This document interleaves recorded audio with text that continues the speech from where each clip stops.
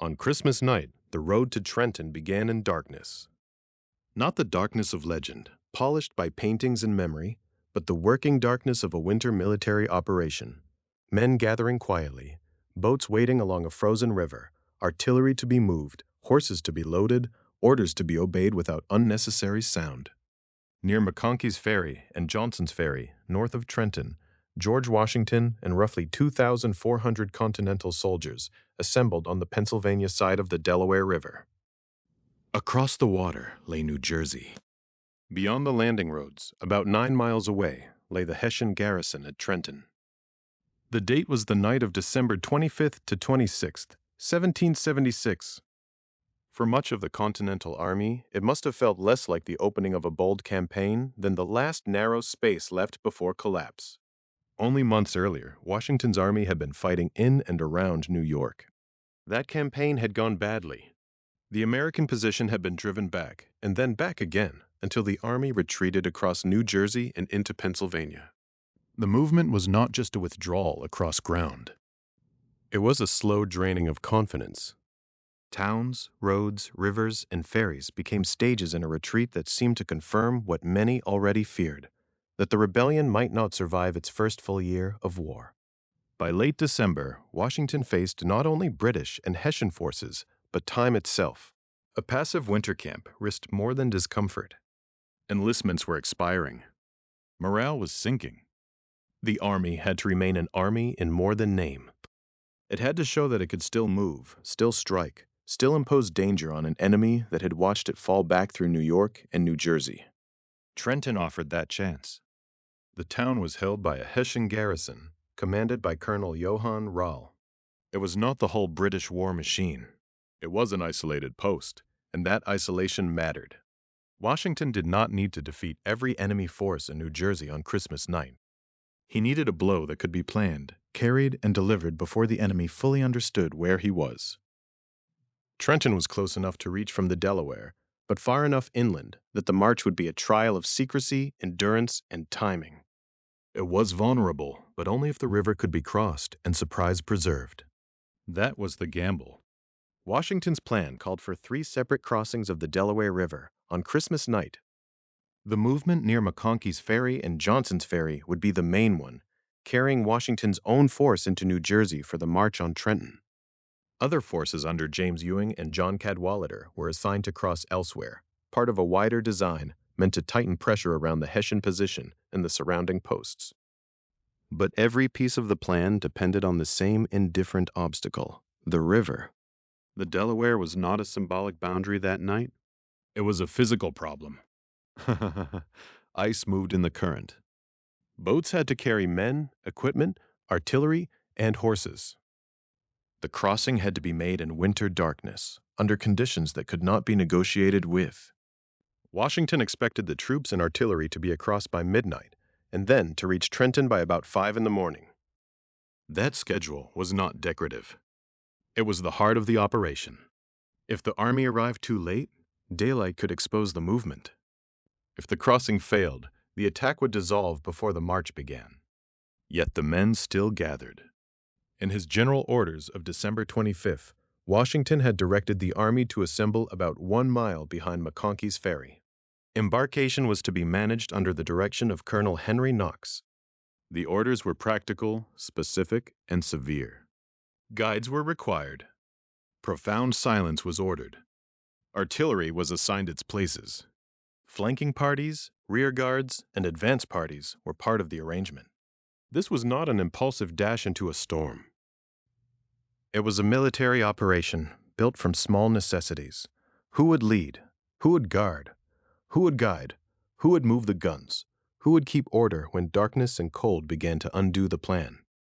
The men who came forward that night were part of an army that had already absorbed defeat, exhaustion, and uncertainty. They were not marching out of comfort. They were being asked to cross an ice-choked river at night, then move toward an enemy post through winter conditions, with the future of American morale hanging on the result. The scale was small beside later wars, but the consequence was enormous. If Washington failed, the story of the Revolution might have narrowed sharply. A failed crossing, a scattered column, a bloody repulse, or a retreat discovered too late could have deepened the sense that the Continental Army was no longer capable of action. The target was clear. Trenton. The commander there was known. Colonel Johann Rall. The force Washington intended to bring was known in outline. About 2,400 soldiers. The roads from the landing area toward the town were known well enough to be assigned. But knowledge was not control. Between plan and result stood the Delaware, and then the march. At the river's edge, the operation became both larger and smaller. Larger, because it carried the emotional weight of the war at one of its lowest points. Smaller, because success depended on details that could be felt in the hand and underfoot. The handling of boats, the placement of artillery, the discipline of silence, the ability to keep men moving when the cold and the hour worked against them. The familiar later image of Washington standing high in a boat belongs to a different time, painted by Emanuel Lutze in 1851, long after the event. The night itself was not arranged for a canvas. It was cramped, dangerous, and uncertain. Durham boats and flat ferries would be used to move the force. Horses and guns had to be managed along with soldiers. The river did not open politely for the army. Ice delayed the passage. Every delay pushed the column farther from the timetable Washington had intended. Still, the decision had already been made. To remain on the Pennsylvania side was to watch the Army's strength ebb through winter and expiring enlistments. To cross was to risk the remaining strength in one hard stroke. Washington chose the stroke. That choice is why the night matters. The crossing was not merely a prelude to the Battle of Trenton. It was the first test of whether the battle could happen at all. Before the Continental soldiers could surprise the Hessian garrison, they had to defeat confusion, cold, current, darkness, and ice. Before they could restore morale, they had to get to the far bank. Somewhere across the Black Water lay the New Jersey shore, and beyond it, the road south toward Trenton. The Army had gathered near McConkey's Ferry and Johnson's Ferry because geography had made this place the hinge of the gamble. On one side stood the exhausted remnant of a retreating cause. On the other side lay the chance to strike back. Between them was the Delaware. Between the exhausted army and the chance to strike back was not an abstraction. It was a real river with real banks, real approaches, real landings, and water cold enough to turn a plan into a struggle before the first mile of marching began. The Delaware River at the crossing site was not the broad symbolic stage later generations would imagine from a painting. It was a working river, a boundary, a line of movement and trade, and on that Christmas night, a military obstacle. According to Mount Vernon's interpretation, the river there was less than 300 yards wide. On a map, that distance could seem almost merciful. In darkness, in winter, with boats fighting ice and current, carrying men, horses, artillery, and equipment, it became the first battlefield of the operation. Washington's main crossing point lay north of Trenton at McConkey's Ferry and Johnson's Ferry. That placement mattered. The objective was not simply to get across the Delaware anywhere. The Army needed a point that could receive a large force on the Pennsylvania side, put that force onto the New Jersey shore, and connect it to roads leading south toward Trenton. The river crossing had to serve the march. The landing had to lead somewhere. Geography had to become timing. Today, the Pennsylvania side is preserved and interpreted at Washington Crossing Historic Park at Washington Crossing, Pennsylvania. The Pennsylvania Department of Conservation and Natural Resources identifies the park as a National Historic Landmark. Modern visitors see a commemorated landscape with paths, buildings, interpretive signs, and the long sweep of River Valley.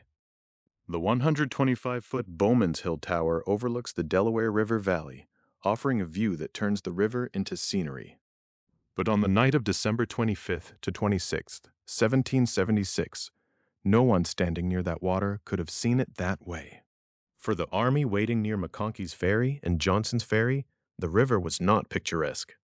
It was a gate that might not open. The Pennsylvania Bank gave Washington a staging ground after retreat.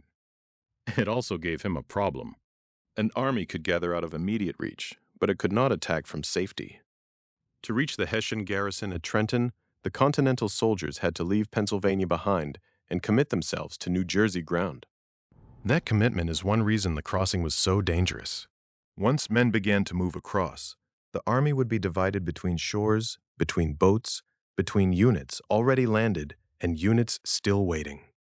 In daylight or under alarm, such a division could become disaster. At night, in foul weather, it became a test of discipline and endurance. Across the water, the New Jersey landing area is now preserved by Washington Crossing State Park in Mercer and Hunterdon counties. The New Jersey State Park Service places the site about 8 miles north of Trenton. That distance is essential to the story. Washington was not landing beside his target. He was putting an army ashore north of it, then sending that army on a hard winter march toward the town. The battle, if it came, would be fought at Trenton. But the operation began here, where the New Jersey Bank had to receive the men quietly enough and efficiently enough for the surprise to survive. This is where the geography becomes more than background. The Delaware separated ruin from chance, but it also shaped every decision that followed. The river line offered protection to the American force after the retreat through New Jersey into Pennsylvania. It helped create a pause. But that same line had to be broken by the Americans themselves if they wanted to regain the initiative. Washington could not restore morale from the West Bank alone. He could not threaten Trenton merely by intending to. The army had to cross, and the river demanded payment and time. The crossing point north of Trenton was therefore a hinge. Too far away, and the march would become too long for surprise. Too close, and the movement might be more easily detected by enemy posts and patrols. The chosen area near McConkey's Ferry and Johnson's Ferry connected the Pennsylvania Assembly area to a New Jersey landing from which roads ran southward toward the objective. It allowed Washington to move a substantial force across the Delaware and then divide it for the march toward Trenton. Later, those roads would matter intensely.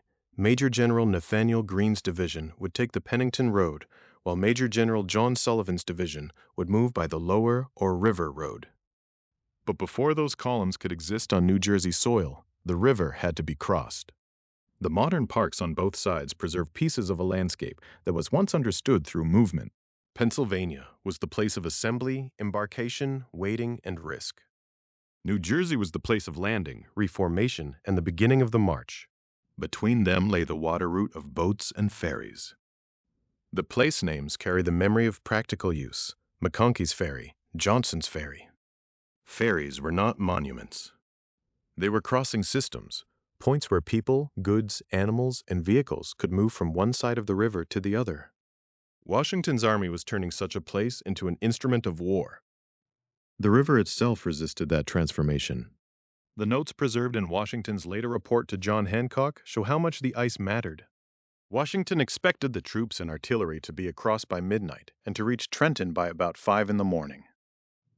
Instead, the ice delayed the passage of the boats.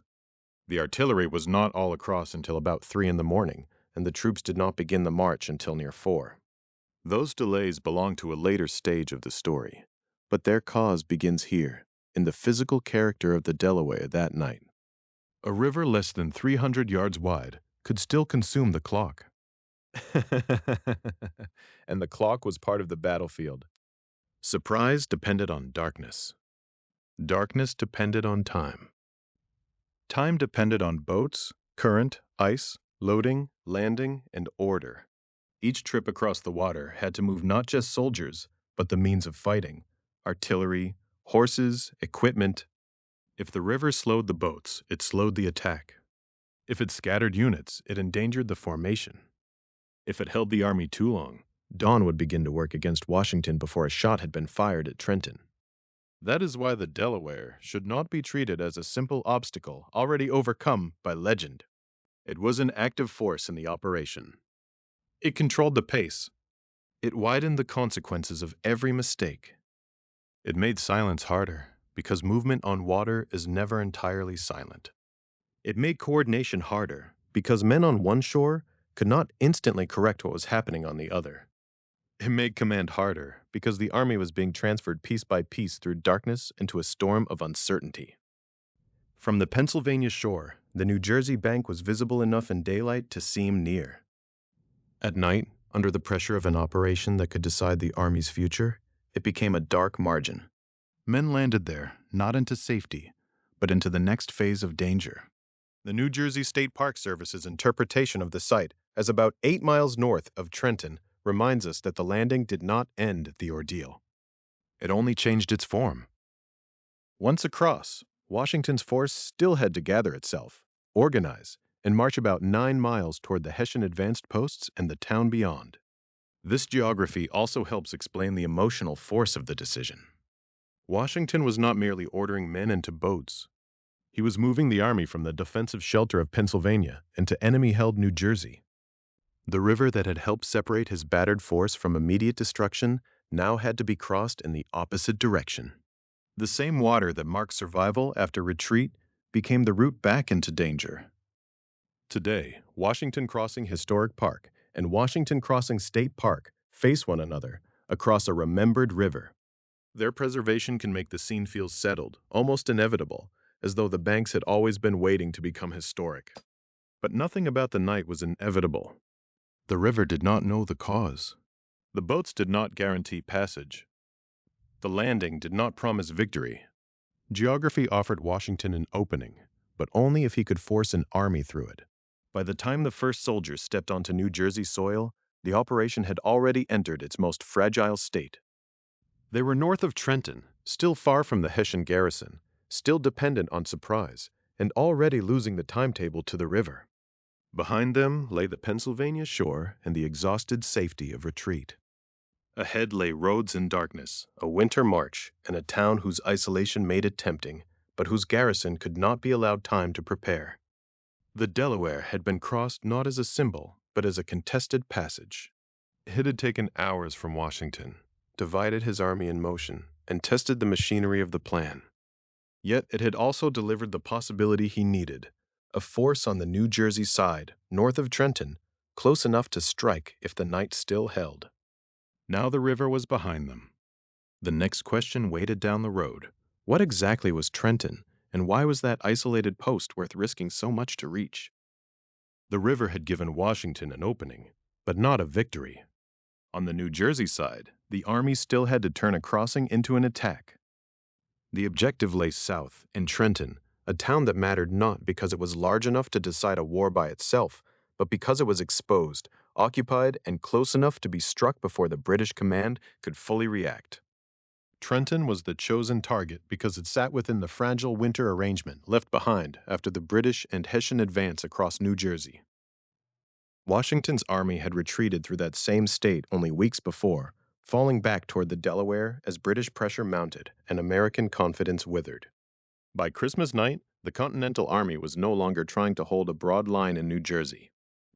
It was trying to find one point where the larger enemy system could be surprised, disrupted, and made vulnerable. That point was Trenton. The garrison there was Hessian, commanded by Colonel Johann Rall. To American soldiers and officers, the word Hessian carried a hard military meaning. These were German troops serving with the British war effort, and at Trenton, they represented the forward edge of enemy power in that part of New Jersey. Washington's plan did not require him to defeat the entire British army. It required him to strike an isolated post with enough force, speed, and surprise to make the action decisive before nearby support could change the balance. This was the logic of the gamble. Washington did not have the strength to win a conventional winter campaign against the full weight of British and Hessian forces, but he might win a sudden blow against a separated garrison. Trenton's isolation made it tempting. Its position made it dangerous. If the Hessians were warned in time, if the roads delayed the Americans too long, or if the garrison formed and fought effectively before the attack took hold, the Continental soldiers who had crossed the river might find themselves deep in New Jersey, tired, cold, and far from the Pennsylvania bank. The target was therefore not just a town on a map. It was a race between warning and arrival. Washington understood that surprise was the central weapon. The crossing had been attempted at night. The march had to follow in darkness. The attack was intended to fall on Trenton before the garrison had time to prepare. His original expectation, as he later reported to John Hancock, had been to get the troops and artillery across the Delaware by midnight and reach Trenton at about 5 in the morning. That timetable reveals the design. The river passage was supposed to be only the first phase. The real purpose was to put armed columns on the road southward early enough to strike while the town was still unready. But Trenton could not be reached by intention alone. Between the New Jersey landing area and the garrison lay roughly 9 miles of winter road. That distance mattered. It was long enough to exhaust men already worn down by retreat and exposure. It was long enough for artillery to become a burden, for horses and wheels to slow the pace, for guides to matter, for confusion to multiply in the dark. And it was long enough that every lost hour at the river threatened the one advantage Washington most needed. From the landing area north of Trenton, the approach to the town was shaped by roads that Washington's orders treated as part of the battle plan. His attacking force was to move in 2 main columns. Major General Nathaniel Greene's division would take the Pennington Road. Major General John Sullivan's division would take the Lower or River Road. These were not incidental directions. They were the framework of the attack. The Pennington Road offered one line of movement toward Trenton. The Lower Road, closer to the river, offered another. By dividing the force along these approaches, Washington aimed to bring pressure against the Hessian position from more than one direction. The roads allowed movement, but they also imposed discipline. Columns had to stay organized. Artillery had to keep moving. Guides had to know the way. Silence had to be maintained as far as possible. A surprise attack depends not only on courage at the moment of contact, but on many hours of quiet obedience before that moment arrives. This is where the geography of the operation becomes intimate. A map can make the route from the crossing site to Trenton seem clean and almost inevitable.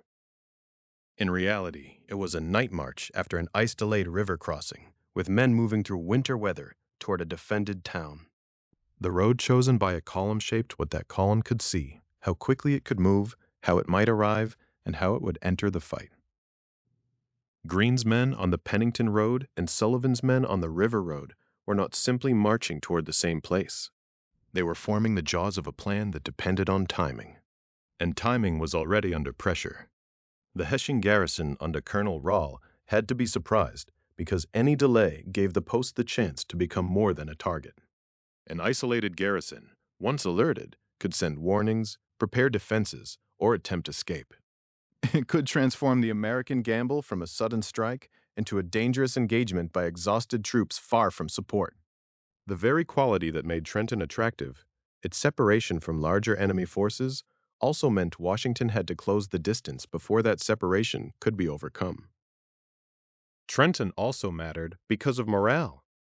The army crossing from Pennsylvania was not simply looking for a tactical success. It needed proof that it could still act. After the retreat through New York and New Jersey, after the loss of confidence that came with being driven back, a victory at Trenton could carry meaning beyond the captured ground. It could show soldiers, Congress, and the wider revolutionary cause that the Continental Army had not been reduced passive survival. But that larger meaning depended on something very practical, reaching Colonel Rall's garrison before the garrison was ready. The town, then, stood at the intersection of military calculation and psychological need. Washington needed an objective small enough to be attacked, important enough to matter, and exposed enough to make surprise possible. Trenton met those conditions. It was close to the crossing point, but not close enough to be easy. It held an enemy garrison, but not, according to the plan, an entire army. It was part of the British and Hessian presence in New Jersey, but vulnerable if the Americans could move through the night and arrive together. That last condition was the most fragile. An attack on Trenton required more than one successful crossing and one road march. Washington's design belonged to a wider operation. His own force was the main effort, crossing at McConkey's Ferry and Johnson's Ferry, then marching south by separate roads. But the full plan also depended on other American forces crossing the Delaware at other points. Those movements were meant to shape the field around Trenton, to add pressure, and to limit the enemy's ability to recover. Inside Washington's plan, Trenton was not merely to be approached. It was to be trapped, shocked, and overwhelmed before the Hessian garrison could find its balance. That is why the roads mattered so much. The river had determined where the army could enter New Jersey. The roads determined how it could descend on Trenton. They were the narrow channels through which the whole operation had to pass, Men, officers, artillery, horses, guides, and orders, all moving under the pressure of time. If the columns became separated beyond recovery, if one road delayed its force badly, if noise or confusion warned the garrison too soon, the advantage of the crossing might be wasted before the first shot at the outguards. For the men in the ranks, Trenton was still somewhere ahead in the dark. For Washington, it was the fixed point around which the night had been organized. The town gave purpose to the boats, to the silence, to the artillery dragged toward the roads, to the choice of Pennington Road and River Road. The isolated post under Colonel Johann Rall was the reason the army had risked the Delaware at all. But the attack on that post was only one part of the design. Washington's main column had crossed, though later than intended. Other columns had their own assignments, their own riverbanks, their own battles against ice and darkness. The success at Trenton was meant to emerge from coordinated movement across the Delaware, not from one crossing alone. The target had been chosen. The roads had been named. The garrison waited in the town ahead. Now the gamble widened, because Washington's strike depended not only on reaching Trenton, but on whether the other crossings of Christmas night could work at all. The plan did not rest on one line of boats. That is what made Christmas night so dangerous. Washington's force near McConkey's Ferry and Johnson's Ferry was the part of the operation that history remembers most clearly, because it was the part that reached the New Jersey shore and marched toward Trenton. But in Washington's design, that crossing was only the northern stroke of a wider movement. The attack was meant to unfold along the Delaware in separate places, under separate commanders, with each part moving through the same darkness and the same weather toward a common purpose. If it worked, the Hessian garrison at Trenton would not simply be surprised.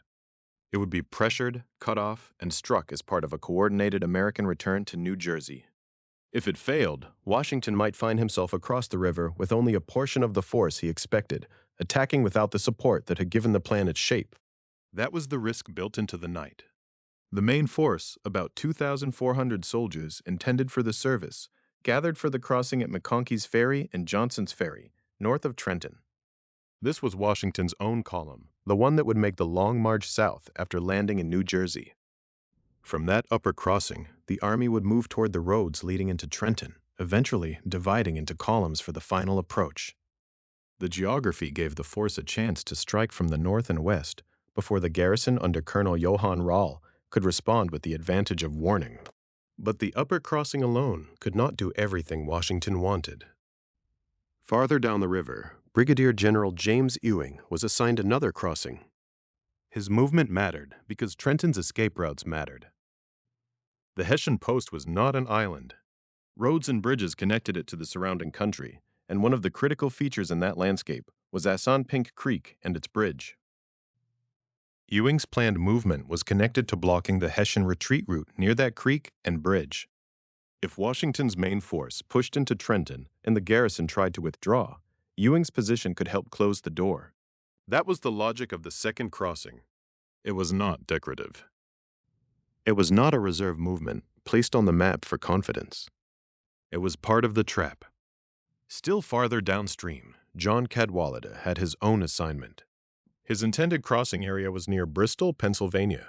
From there, the wider design pointed toward the lower Delaware posts and the British and Hessian presence downstream.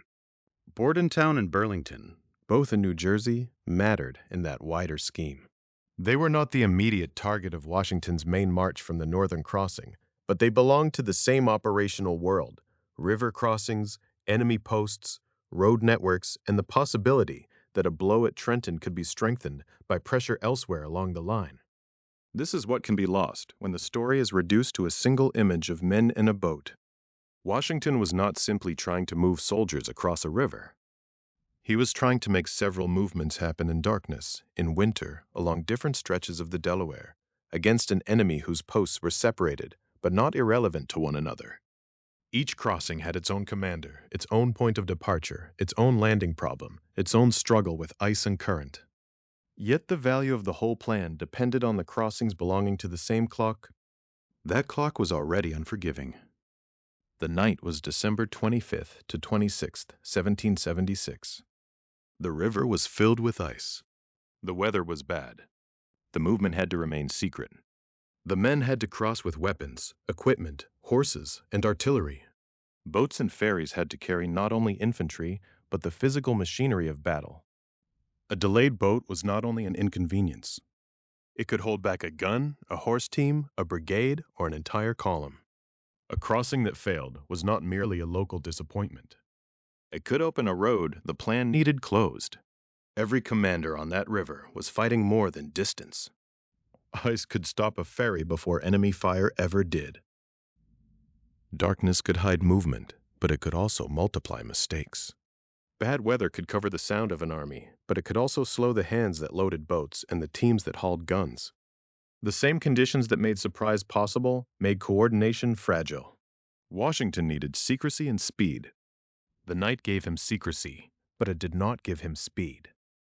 In the imagination, coordinated plans can appear clean. One arrow crosses here, another crosses there, a third pushes farther downstream. On paper, the shape is clear. Washington above Trenton, Ewing positioned to block near Sunpink Creek, Cadwalader near Bristol, tied to the broader pressure against downstream posts such as Bordentown and Burlington. But on the riverbank, there were no simple arrows. There were men waiting in the cold. There were boats to be found, loaded, pushed, guided, and recovered. There were horses reluctant to enter unstable craft. There was artillery that had to be moved with care, because without it, the morning attack would lose force. There were officers trying to preserve order while time slipped away. And there was the deeper uncertainty. No commander could fully see the whole operation as it unfolded. Washington could know his intention. He could issue orders. He could assign commanders and objectives. But once the crossings began, the Delaware itself became a barrier not only to movement, but to information. A failed crossing downstream would not necessarily announce itself in time. A delay at one ferry could not easily be repaired by another column miles away. Each part of the plan had to succeed within its own dark pocket of the night. This was the gamble beneath the gamble. Washington was already risking his main force by taking it into New Jersey, but he was also risking the coherence of the operation. If all three crossings worked, the attack at Trenton would have weight beyond the arrival of his own column. If they did not, the main force might still reach the town, but the intended net would be torn. The Hessian garrison might find an opening. British and Hessian forces elsewhere might remain unpressed. Washington's army, after all the labor of crossing, might stand exposed on the wrong side of the river, with less support than the plan required. The later outcome can make this feel inevitable. We know Washington's main force made the passage. We know the march continued. We know Trenton became a victory. But that knowledge can dull the tension of Christmas night, when the plan was still a series of uncertain crossings. At that hour, the operation had not yet become a story of revival. It was still a cold problem of timing, water, men, boats, and command. The three crossings revealed the scale of Washington's intention. He was not merely raiding across the Delaware in hope of a lucky alarm. He was attempting to use geography, surprise, and coordinated movement to change the condition of the war. Trenton was the target, but the river line was the mechanism. McConkey's ferry and Johnson's ferry formed the upper hinge. Ewing's crossing was meant to help seal the lower exit near Sunpink Creek. Cadwalader's movement near Bristol belonged to the pressure farther downstream, toward the world of Bordentown and Burlington. Each crossing had to fight the river before it could fight the enemy. That is why the night deserves to be understood as an operation, not only as a scene. The Delaware did not present Washington with one obstacle. It presented him with several, repeated at intervals along its course. The same ice that struck at the boats near McConkey's ferry and Johnson's ferry also threatened the movements assigned to Ewing and Cadwalader. The same darkness that concealed Washington's main column also hid the fate of the others. The same winter weather that helped mask American intentions also worked against the fragile clock that tied the plan together. A coordinated attack depends on trust in invisible things. Trust that another commander is moving forward. Trust that another column is crossing your plan. Trust that a bridge will be blocked, that a road will be watched, that pressure will appear where the plan requires it. On Christmas night, Washington had to act inside that uncertainty. He could not wait for perfect knowledge, because perfect knowledge would arrive too late. Surprise had a short life. Dawn would come whether the boats were ready or not. So the army moved into the plan as it existed, ambitious, ordered, and vulnerable. The men at the upper crossing were not alone in the design, but they would soon become the only part of it to complete the river passage. That fact would matter deeply. It would narrow the attack and sharpen the danger. Yet before the failures could be measured, before the delays could be reported, before the morning road to Trenton could be taken, the plan had to be translated from intention into action. That translation began in orders, where the troops would assemble, who would direct the embarkation, how silence would be kept, where artillery would be placed, which tools and ropes would go with the columns, and how an army on the edge of ruin would try to move with discipline through the dark. The plan now had to become behavior, not strategy in the abstract, not courage as a painting would later imagine it. Behavior, where to stand, when to move, when not to speak, what to carry, who would go first, who would guard the rear, which road each column would take once the river had been crossed. On December 25, 1776, Washington's general orders turned the Christmas night operation into a sequence of commands. That matters because the crossing of the Delaware is often remembered as a single, dramatic image. Washington upright in a boat, men around him, ice on the water, destiny in the air. But the army that gathered above Trenton did not move on romance. It moved because someone had assigned positions, placed artillery, appointed guides, and demanded silence. The gamble was enormous. It was also carefully written down. The orders placed the army's assembly about 1 mile behind McConkey's Ferry.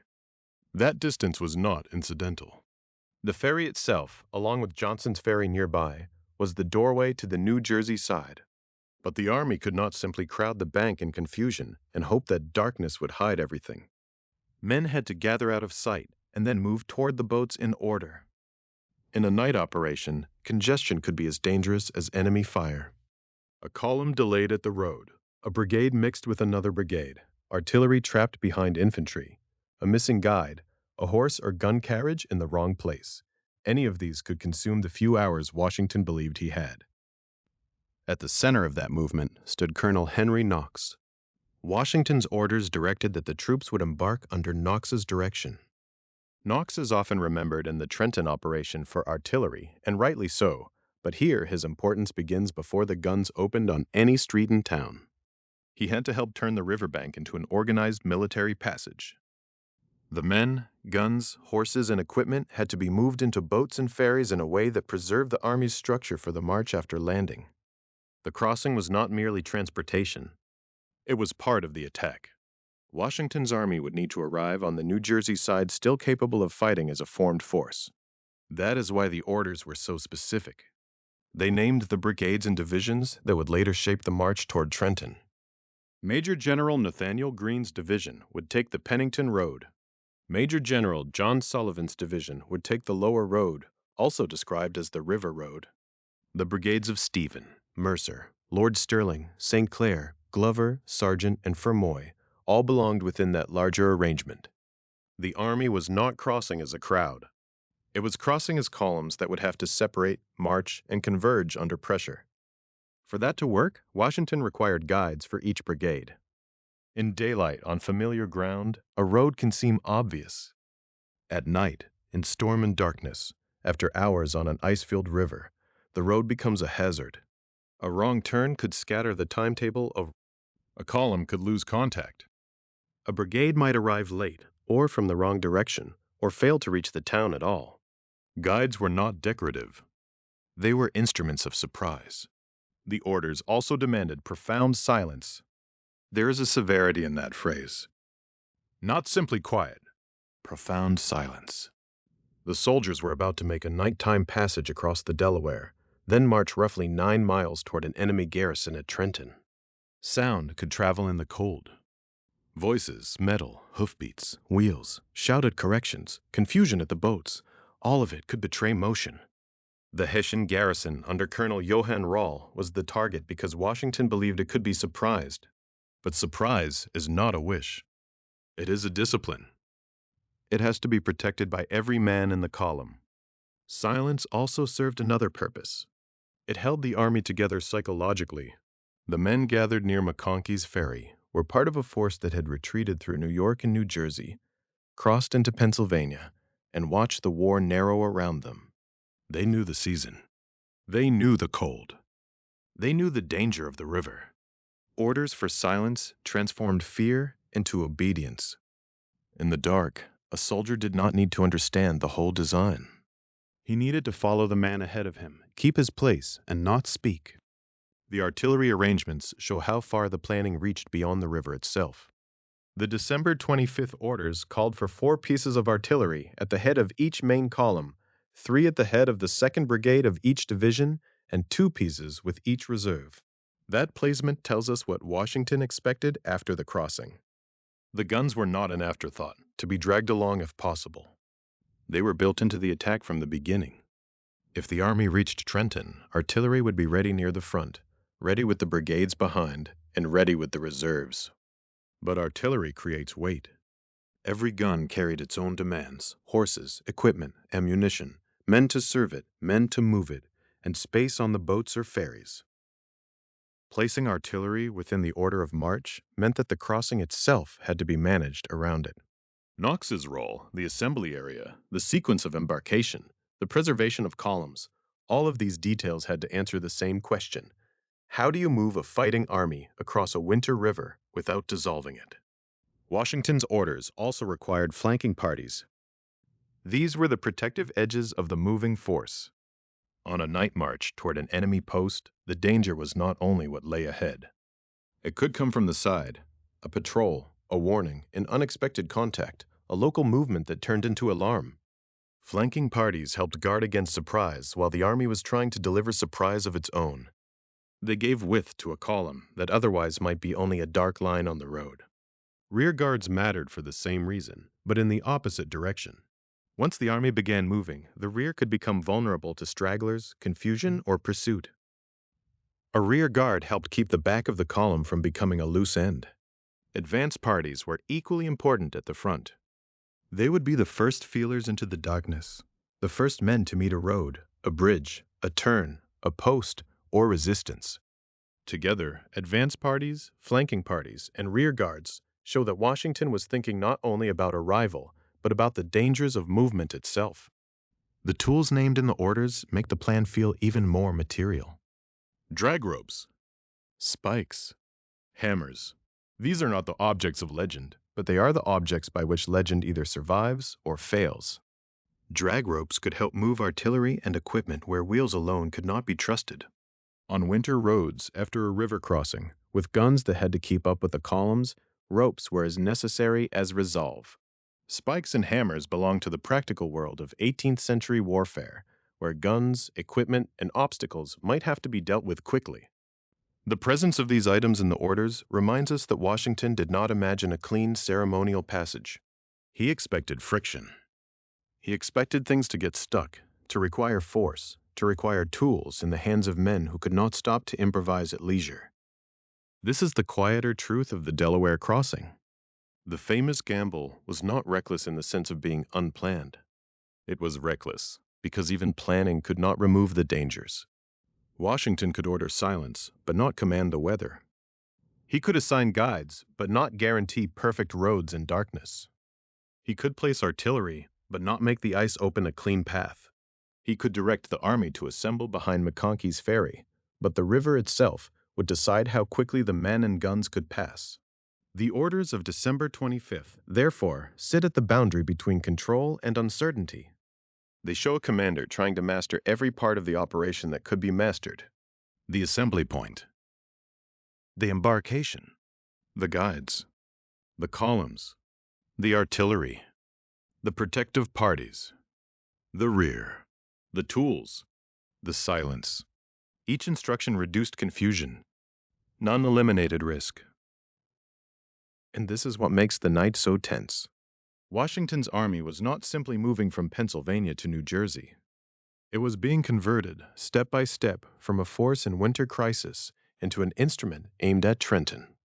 The men gathering 1 mile behind McConkey's Ferry were not yet on the river, not yet on the road, not yet in battle. But the battle had already begun in the form of order. The attempt to make human bodies, horses, cannon, boats, ropes, hammers, and silence obey a single design. Soon that design would meet the Delaware itself. The written instructions would have to pass into wood, water, muscle, and ice. Durham boats and flat ferries waited at the crossing, not as symbols, but as the only means by which Washington's carefully arranged gamble could reach the far bank. The written orders could bring the army to the river. They could assign brigades to columns, place artillery near the front, require guides, and demand silence. But at the water's edge, command had to become something heavier and more stubborn.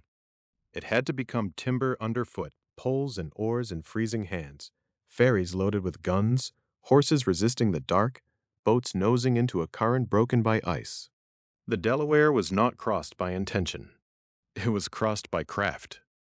At McConkey's Ferry and Johnson's Ferry, north of Trenton, Washington's carefully arranged movement depended on vessels that had been gathered before the operation began. Washington Crossing Historic Park notes that Washington had ordered Durham boats and other craft collected in advance.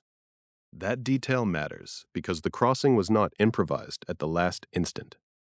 The army did not simply arrive at the river and hope that enough boats might be found. The boats were part of the plan, as essential as the roads to Trenton and the columns under Nathaniel Greene and John Sullivan. Yet collecting boats was only the first problem. Using them on the night of December 25th to 26, 1776, was another matter entirely. The most famous of these craft were Durham boats, long, flat-bottomed freight boats associated with the Delaware River. They were working vessels, built for utility rather than ceremony. Washington Crossing Historic Park gives a typical historic Durham boat size as about 60 feet long, 6 feet wide, and 3 feet deep. Those proportions tell us something important. A Durham boat was narrow for its length, low in the water compared with the burden it might carry, and shaped for the practical movement of goods along a river system. Before it became part of a revolutionary legend, the Durham boat belonged to labor. It was the kind of boat that could carry weight. On this night, weight was everywhere. Washington's main force included roughly 2,400 soldiers intended for the service, along with artillery, horses, and equipment. The men were not crossing as passengers on a calm summer ferry. They were armed soldiers moving toward an attack, carrying what they needed for a march of about 9 miles and a battle at Trenton. The artillery had to go with them. The horses had to go with them. The tools and ropes named in the orders had to go with them. The army could not shed its weight at the riverbank and still remain an army. So the crossing became a problem of capacity, balance, sequence, and control. A boat had to come in close enough to be loaded. Men had to board without turning the vessel into chaos. Equipment had to be placed where it could be carried without making the boat impossible to manage.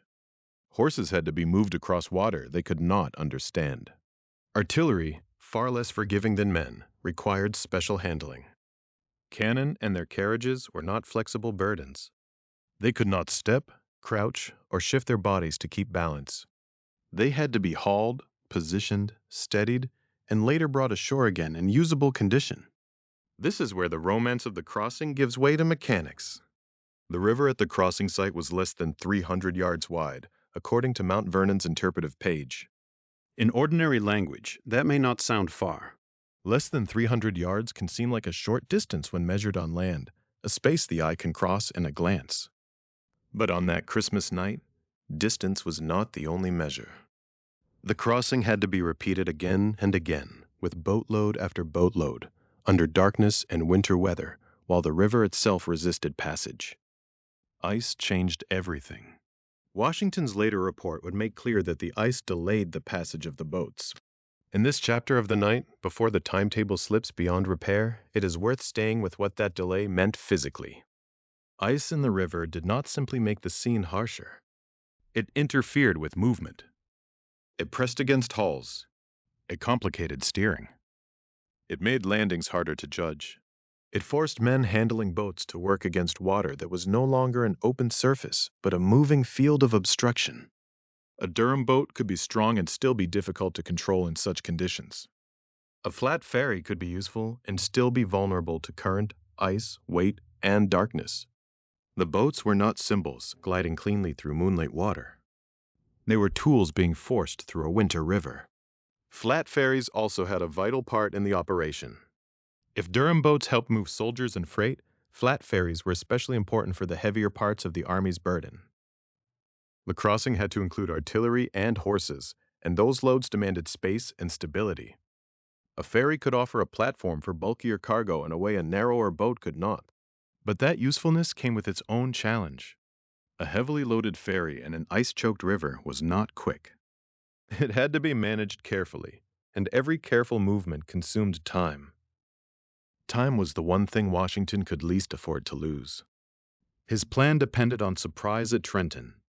The Hessian garrison under Colonel Johann Rall was the target, and the roads from the New Jersey landing toward the town had already been assigned in the orders. The crossing was only the first movement. After the last men and guns reached the far bank, the Army still had to form, move out, and march through winter conditions toward Trenton. Every slow boatload narrowed the margin between night and morning. And yet the crossing could not be rushed beyond what the river and the boats allowed. That is the quiet tension of this stage of the operation. Washington had imposed discipline on the Army through orders. Henry Knox had been assigned to direct the embarkation. Silence had been required. Guides had been demanded. Artillery had been placed with intention. But even the best organization could not make a loaded boat move through ice as if the river were clear. Command could arrange the crossing It could not abolish friction. At the water's edge, soldiers became part of a machine made of many human and material pieces. Someone had to guide each boat. Someone had to steady it. Someone had to load it. Someone had to keep men from crowding too quickly or hesitating too long. Someone had to manage animals. Someone had to see that cannon, ammunition, and equipment did not become separated from the troops who would need them on the road and in the attack. One badly handled load could delay another.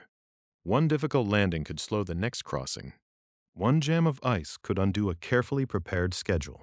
The Delaware, in that sense, became the first test of whether the Army could still function. After the retreats through New York and New Jersey, after the strain on morale, after the narrowing of the military situation, Washington's force had to prove something before it ever faced the Hessians at Trenton. It had to prove that it could move. Not simply march on a road, but move as a combined body of infantry, artillery, horses, and command through an environment that punished every weakness. This is why the boats deserve attention. They were not background objects. They were the hinges of the operation. Without them, the orders remained on the Pennsylvania side. Without them, the columns under Greene and Sullivan would never reach the roads assigned to them. Without them, the artillery placed so carefully in the plan would not appear at the head of the march. Without them, the surprise attack at Trenton would remain an idea trapped on the wrong bank of the Delaware. The modern historic parks on both sides of the river preserve and interpret this crossing landscape: Washington Crossing Historic Park in Pennsylvania and Washington Crossing State Park in New Jersey. Those places allow the event to be imagined geographically, with the Pennsylvania bank, the river, and the New Jersey landing understood as parts of a single military problem. But the deeper problem was not just where the river lay. It was how to make an army pass over it at night, in winter, with heavy guns and animals, while keeping enough order to fight after landing. That final point is easy to miss. A crossing can succeed in one sense and fail in another. It is not enough for men to reach the opposite shore if they arrive scattered, exhausted beyond use, stripped of artillery, separated from equipment, or unable to form for the march. Washington needed more than survival across the river. He needed a force that could still become two columns, take the Pennington Road and the River Road, and strike Trenton with purpose. So the boats carried more than bodies. They carried the structure of the attack, neutrality. Every passage from Pennsylvania to New Jersey transferred a piece of Washington's design into danger. A company of men. A gun. A horse. A portion of the equipment that made movement and combat possible. The crossing turned strategy into cargo, and cargo into risk. Somewhere in that dark movement, the difference between planning and execution became visible. The plan could say the army should be across by midnight. It could imagine the road to Trenton opening on schedule. But the river did not obey the clock. Ice slowed the boats. Heavy loads slowed the boats. The need to preserve order slowed the boats. The very things that made the army capable of fighting also made it difficult to move. Washington's gamble, then, was not only that the Hessians would be surprised. It was that wood, water, muscle, and discipline could overcome the Delaware fast enough for surprise to remain possible. The boats kept working through the dark. Durham boats and flat ferries moved back and forth across the narrow, dangerous stretch, bringing over men, artillery, horses, and equipment one burden at a time. The crossing was happening. The army was reaching New Jersey. But with each delayed passage, the hour grew later, and the original timetable began to loosen. The river had not stopped Washington. It had done something almost as dangerous. It had taken time from him. The river had not stopped Washington incredibly. It had done something almost as dangerous. It had taken time from him. That was the quiet crisis on the New Jersey side of the Delaware in the early hours of December 26, 1776. The operation was still alive. Men were still coming over. Artillery was still being brought across. The boats had done what they had to do, but not quickly enough to preserve the plan as Washington had imagined it. The timetable had been part of the weapon. Washington did not intend merely to cross the Delaware. He intended to cross it at night, move rapidly toward Trenton, and strike the Hessian garrison before the morning had fully settled around the town. The target was not just a place. It was a moment. Surprise depended on arriving while the enemy was unprepared, while darkness and winter weather still covered the approach, while the force at Trenton remained isolated and unaware of what was moving toward it from the north. In Washington's design, the troops and artillery were expected to be across by midnight. From there, the army would begin the march toward Trenton, about 9 miles away, with the hope of reaching the town by about 5 in the morning. That schedule left little room for confusion, delay, or the stubborn physical facts of the Delaware in winter. But the river was full of ice. Washington would explain the failure of the timetable 2 days later, writing from Newtown, Pennsylvania, to John Hancock on December 27th. His report did not turn the delay into legend. It stated the problem plainly. The ice had made the passage of the boats difficult. The crossing had taken far longer than expected. The artillery, he wrote, was not all across until about 3 in the morning. The troops did not begin their march until near 4. In those few sentences, the scale of the risk becomes clear. Midnight had slipped away. Then 1 in the morning. Then 2. Then 3. Every hour lost at the river shortened the darkness remaining for the march and narrowed the chance of reaching Trenton close to the planned hour. The entire operation had been built on movement, and movement was now behind schedule before the army had even begun the road south. This was not a small delay in an orderly campaign. It was a delay inside a gamble already stretched to its limits. The army had crossed at McConkey's Ferry and Johnson's Ferry, north of Trenton, because that position gave Washington a route toward the Hessian post. But reaching New Jersey was only the first phase. The men still had to form, bring the artillery into the line of march, find the roads, keep order in darkness and winter weather, and move toward Trenton without losing the surprise that justified the entire undertaking.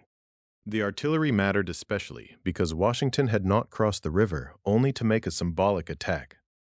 He intended to fight.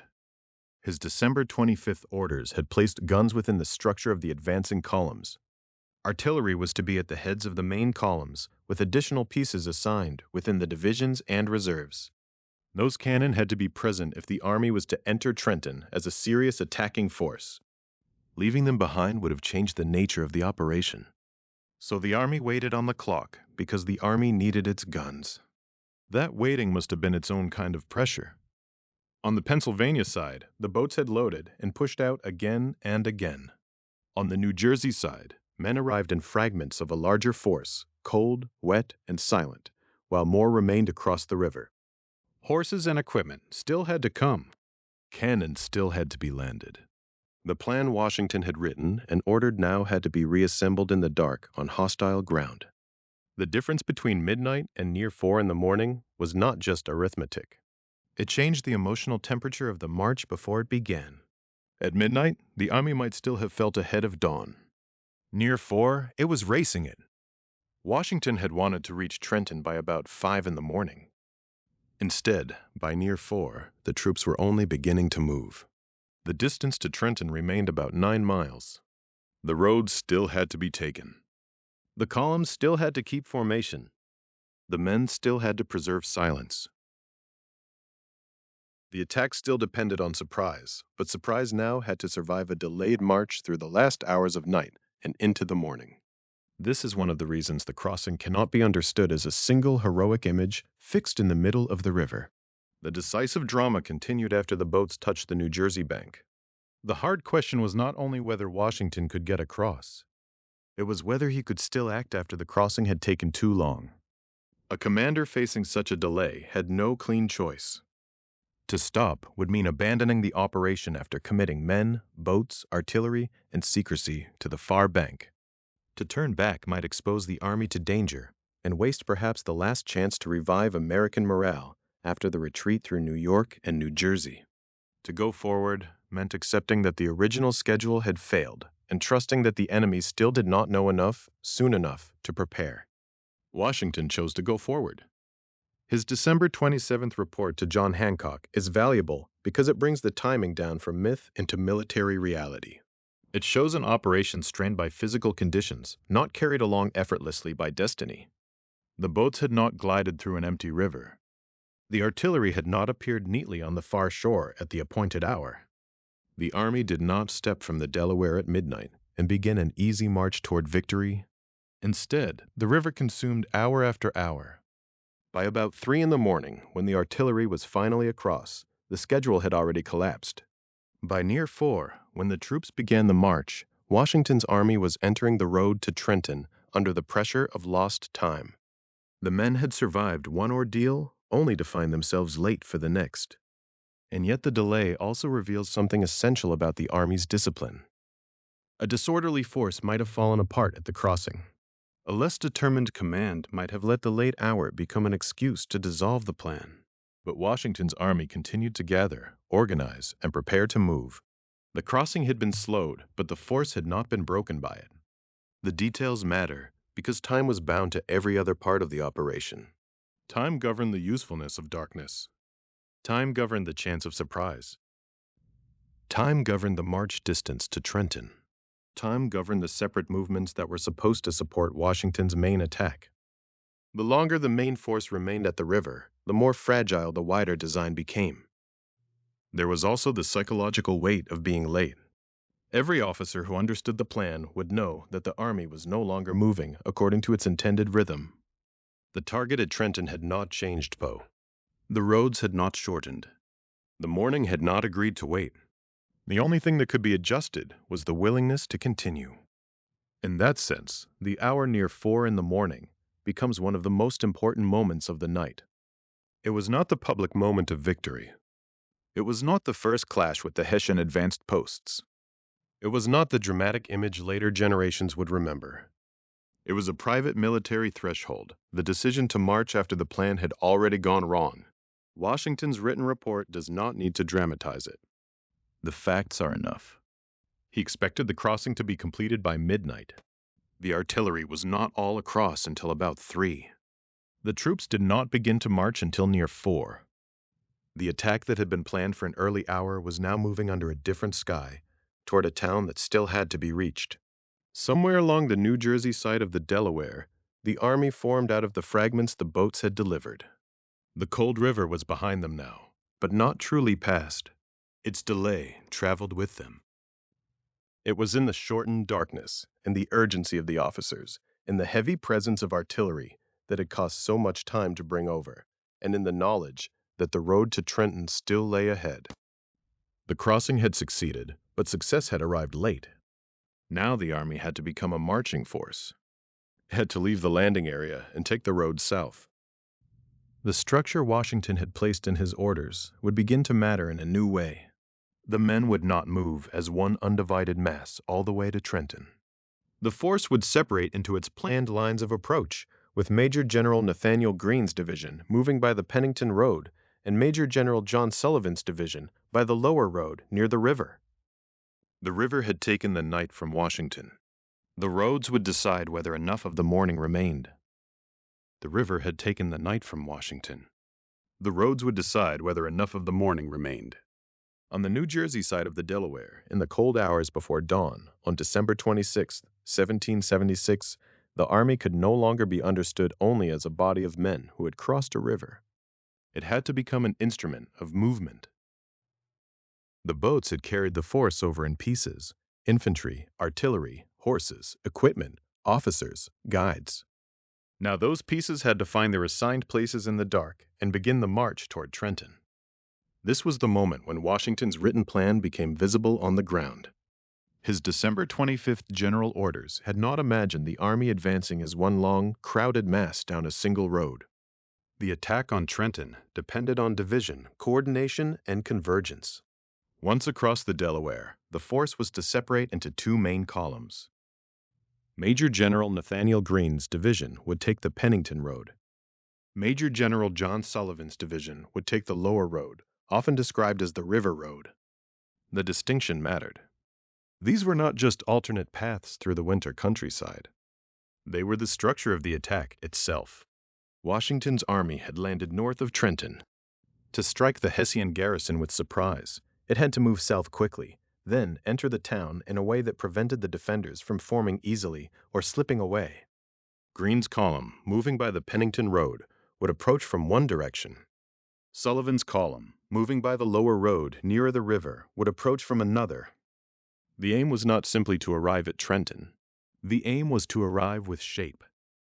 That shape had been prepared before the men ever stepped into the boats. In the orders, Washington named the brigades that would make up the movement. Under Greene's division were the brigades of Stephen, Mercer, and Lord Stirling. Under Sullivan's division were the brigades of St. Clair, Glover, Sargent, and Fermoy. These names can pass quickly in a military order, almost like entries in a ledger. But in the early morning dark, they represented the working anatomy of the attack. A brigade was not an abstraction to the men trying to find their way through snow, sleet, and darkness. It was the formation in which they were expected to move. It was the officer they followed, the place they held in line, the body of comrades beside them, the chain of command that kept an army from dissolving into a crowd. Washington's gamble depended not only on courage, but on these layers of organization holding together after an exhausting crossing. The brigades also show how deliberate the operation was. The image often remembered is Washington standing in a boat, fixed against wind and ice. But the real crossing was also made of assignments: Stephen here, Mercer there, Lord Stirling in one column, St. Clair, Glover, Sargent, and Fermoy in another. It was a plan of roads and units, of artillery placement and guides, of advance parties, flanking parties, and rear guards. By the time the army began to move, the question was whether that plan could survive contact with weather, fatigue, darkness, and delay. Washington's orders had required guides for each brigade. This was a small detail with large consequences. The route from the landing area to Trenton was not a ceremonial march down an open avenue. It was a night movement through New Jersey roads in winter conditions, after hours lost on the river. A wrong turn, a confused halt, or a column drifting out of place could weaken the whole design. The guides were meant to connect intention to terrain. They were the human link between the map in command and the road beneath the soldier's feet. The artillery had its own place in this design. The December 25th orders called for 4 pieces of artillery at the head of each main column, with additional pieces assigned to the head of the 2nd Brigade of each division and to the reserves. That placement tells us something important about the way Washington meant to move. The guns were not an afterthought, trailing far behind the infantry. They were meant to be present in the forward motion of the columns, ready to support the attack as the Americans entered Trenton. But this also made the march harder. Artillery had already cost the army precious time at the river. Washington reported later to John Hancock that the artillery was not all across until about 3 in the morning. Now those same guns had to be dragged along roads toward the Hessian post. Every cannon that strengthened the attack also added weight to the movement. Every piece had to be kept with its column. The army could not simply hurry as men alone. It had to hurry as men with guns. Greene's column on the Pennington Road carried one part of Washington's hope. Sullivan's column on the River Road carried the other. Between them was a calculation that two separated columns could move through the storm and reach Trenton in time to strike together. Separation created power, but it also created risk. Once the columns divided, they could not easily see each other. They had to trust timing, discipline, and the original plan. In a calmer campaign, daylight might have allowed officers to correct mistakes by sight. Here, the army was operating under pressure from every direction. The crossing had begun on Christmas night, but the march did not start until near 4 in the morning. Washington had hoped to reach Trenton by about 5. That hope was already gone. The men moving out from the landing area were not marching into the last safe hour of darkness. They were marching toward morning, and yet the division into columns still gave the operation its best chance. If Washington had abandoned the structure and moved down one road in one mass, the attack might have lost the very quality on which it depended. Trenton had to be surprised, but it also had to be struck with force from more than one approach. Greene's Road and Sullivan's Road were the means by which the late, cold, exhausted army could still arrive as a coordinated threat. There is a quiet tension in this moment, because it is not yet battle, but the battle is already being shaped. No volley has been fired at the Hessian outguards. The town is still ahead. Colonel Johann Rahl's garrison at Trenton has not yet been forced into the crisis of the morning. But decisions made in the dark north of town are beginning to determine how that crisis will unfold. The men under Greene and Sullivan were carrying the consequences of the whole night with them. Behind them was the Delaware, crossed with great difficulty through ice and darkness. Ahead of them were the roads to Trenton. Around them were the formations named in Washington's orders: Stephen, Mercer, Lord Sterling, St. Clair, Glover, Sargent, and Fermoy. These names marked more than command relationships. They marked Washington's attempt to impose order on a desperate hour. That is one of the reasons this part of the story matters. The crossing of the Delaware was not completed when the last boat reached the New Jersey bank. A river crossing in war is only useful if the force that crosses can still act afterward. Washington's army had to reassemble, separate into columns, keep its artillery moving, follow its guides, preserve silence, and push toward an enemy post before surprise disappeared. The division of the columns shows the operation at its most fragile and most disciplined. Fragile, because two roads could mean confusion, separation, and missed timing. Disciplined, because those two roads also reveal that the army was still obeying the design laid down before the first boat entered the water.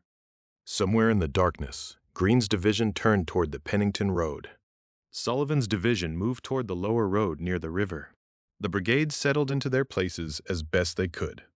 The artillery went forward with them. Officers pressed the movement on. The army that had crossed the Delaware was now becoming the army that would attack Trenton fair. But the distance remained. From the landing area to the town lay a march of about 9 miles, a hard road for men already worn by the night. The columns had divided.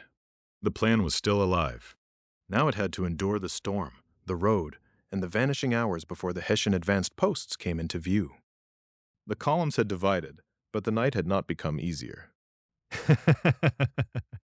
If anything, the hardest part of the operation was now changing shape.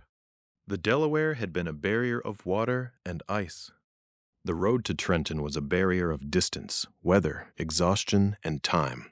From the New Jersey landing area to Trenton, Washington later described a march as about 9 miles. Modern interpretation at the preserved crossing landscape keeps that same sense of distance before visitors.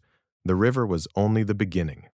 The army that had reached the New Jersey shore still had to move south through the storm, in darkness, with artillery, horses, equipment, and men who had already spent the night fighting the river. This was not a march after rest. It was a march after delay. Washington had hoped to be across by midnight and near Trenton by about 5 in the morning. That had been the design. The ice had broken the schedule. In his report to John Hancock from Newtown, Pennsylvania, dated December 27, 1776, Washington explained how badly the river had cost him. The artillery was not all over until about 3 in the morning. The troops did not begin the march until near 4. Those hours mattered because the whole attack had been built around surprise. Trenton was not being approached by a rested army in daylight formation. It was being approached by a force trying to arrive before the Hessian garrison could prepare. The later the columns moved, the more dangerous every sound became, every delay, every wagon difficulty, every halt in the road. The orders given before the crossing now had to live in motion. Profound silence was no longer an instruction on paper. It had to be maintained by thousands of men moving through winter conditions after midnight, and then after 3, and then toward morning. Guides had to keep brigades on the right roads. Officers had to preserve formation. Flanking parties had to move where they had been assigned. The artillery, placed at the heads of columns and elsewhere according to the plan, had to keep pace with infantry that could not afford to wait too long and could not afford to arrive disordered. The weight of the army was physical. Muskets, ammunition, artillery pieces, horses, tools, and drag ropes were not abstractions. They were carried, pulled, guided, and forced along the road. Every cannon that had crossed the river now had to be brought toward Trenton. Every horse that had resisted the boats had to be made useful on land. Every piece of equipment that had seemed necessary in Washington's December 25th orders had become a burden moving through the storm. And still, the army had to remain an army. That is the quiet drama of the 9-mile march. It did not have the instant visual force of boats and an ice-filled river. It did not yet have the sharp violence of the attack on the Hessian advanced posts. It was the middle trial, the place where the operation could fail without a single shot being fired. Men could fall out. Units could lose contact. Artillery could lag. Guides could miss a road. The columns could reach Trenton too late, too tired, or too scattered to strike with the force Washington needed. Greene's division was moving by the Pennington Road. Sullivan's division was moving by the lower road, near the river. The division of the force had purpose. The two approaches were meant to bring pressure on Trenton from more than one direction. But divided columns also required timing. If one came on too soon, the garrison might be alerted before the other was in position. If one came on too late, the attack might lose the concentration that made it dangerous. The storm, in that sense, was both enemy and possible cover. Bad weather had slowed the crossing, burdened the men, and complicated every movement. But it may also have helped conceal the approach. A winter morning of harsh conditions did not invite easy vigilance. The question was whether the same weather that had stolen Washington's timetable might still help preserve the secret of his movement. That question followed the army down the roads. The men had crossed from Pennsylvania into New Jersey at a moment when the wider campaign had already narrowed around them. The retreat through New York and New Jersey had left the Continental cause badly shaken. Enlistments were expiring. Confidence had thinned. A passive winter might have been safer in the immediate sense, but it risked a deeper collapse. Washington's choice to move against Trenton had been a gamble because he needed more than survival. He needed a blow strong enough to change what men believed was possible. But belief could not march for him. The road still had to be covered. The preserved landscapes on both sides of the Delaware helped make that distance understandable today. Washington Crossing Historic Park in Pennsylvania marks the side from which the Army began the river passage. Washington Crossing State Park in New Jersey preserves and interprets the landing area and the movement toward Trenton. The geography matters because the attack was not a single dramatic moment. It was a sequence of connected ordeals: assembly, embarkation, river crossing, division into columns, and then the long road south. 9 miles may sound manageable in ordinary terms. In the conditions of that morning, it was not ordinary. The men had not simply woken at dawn and stepped onto a dry road. They had waited in winter darkness. They had crossed an ice-choked river. They had stood, reorganized, and moved under orders that demanded silence and discipline. The artillery had to come with them. The Army's power at Trenton depended partly on those guns being present, not left behind as relics of an overambitious plan. The march also compressed command. Washington's plan depended on many officers doing their parts in conditions where communication was limited. Henry Knox had directed the embarkation at the river.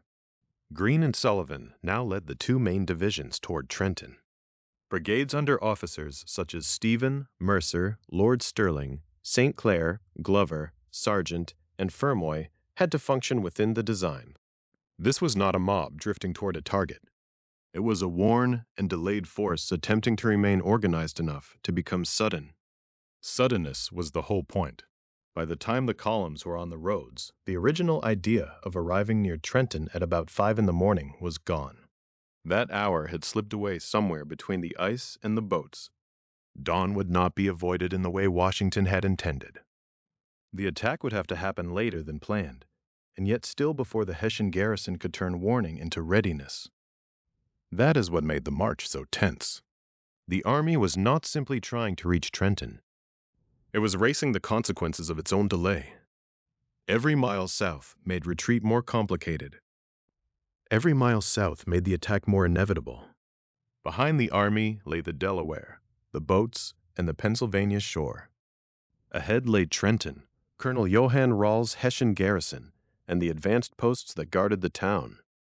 Somewhere beyond the immediate line of march were the other parts of Washington's plan, the forces that were supposed to cross at other points and help shape the battlefield.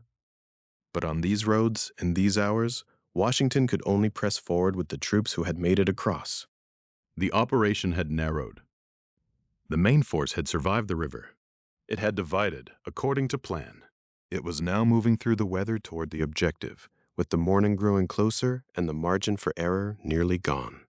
Around 8 in the morning, Washington's divisions would reach the Hessian advanced posts. That fact gives the march its final measure. From near 4 to around 8, the Army covered the distance that remained between the landing area and the beginning of battle. Those hours were not empty space between famous scenes. They were the hinge on which the raid turned. If the men had broken formation, surprise could have died on the road. If the artillery had fallen too far behind, the attack might have lost part of its force. If the delay had become greater still, Trenton might have awakened fully before the Americans appeared. But the columns kept moving. The storm did not stop them. The distance did not stop them. The lost hours did not stop them. The men who had crossed the Delaware continued toward Trenton under the burden of a plan that was already damaged but not yet defeated. And yet Washington's main column was only one part of the design. As these men struggled down the Pennington Road and the Lower River Road, other American forces were facing the same river under the same winter pressure. The success of the march toward Trenton would soon have to be understood beside a more troubling fact. Elsewhere along the Delaware, the ice and conditions were doing what they had nearly done to Washington. They were stopping the crossings. While Washington's men pushed south through the storm, the rest of the plan was beginning to fail along the river. That failure did not come from hesitation alone, or from a single mistake that can be isolated and blamed. It came from the same enemy Washington had just fought in the dark, the Delaware itself, filled with ice, made dangerous by weather, and difficult to manage under the pressure of night movement. The main column had crossed at McConkey's Ferry and Johnson's Ferry, but even there, the passage had taken hours longer than expected. Washington later told John Hancock that the artillery was not all across until about 3 in the morning, and that the troops did not begin the march until near 4. Elsewhere, the conditions proved even less forgiving. Washington's design for Christmas night had never depended on one crossing alone. The attack on Trenton was meant to be part of a coordinated movement across the Delaware. 3 separate American forces were to come over the river at different points. Washington's main body would move from the crossing north of Trenton and march toward the town. Brigadier General James Ewing was assigned a movement connected to the area opposite Trenton, where his force could help cut off escape. Colonel John Cadwalader, operating farther downstream near Bristol, was part of the wider pressure against British and Hessian positions connected with Bordentown and Burlington. If all 3 crossings had succeeded, Trenton would not simply have been surprised. It would have been tightened in a net. That was the deeper purpose behind the plan. Washington was not only trying to reach the Hessian garrison commanded by Colonel Johann Rall, he was trying to prevent it from escaping once the attack began. In military terms, a sudden blow could be wasted if the enemy was startled but not trapped.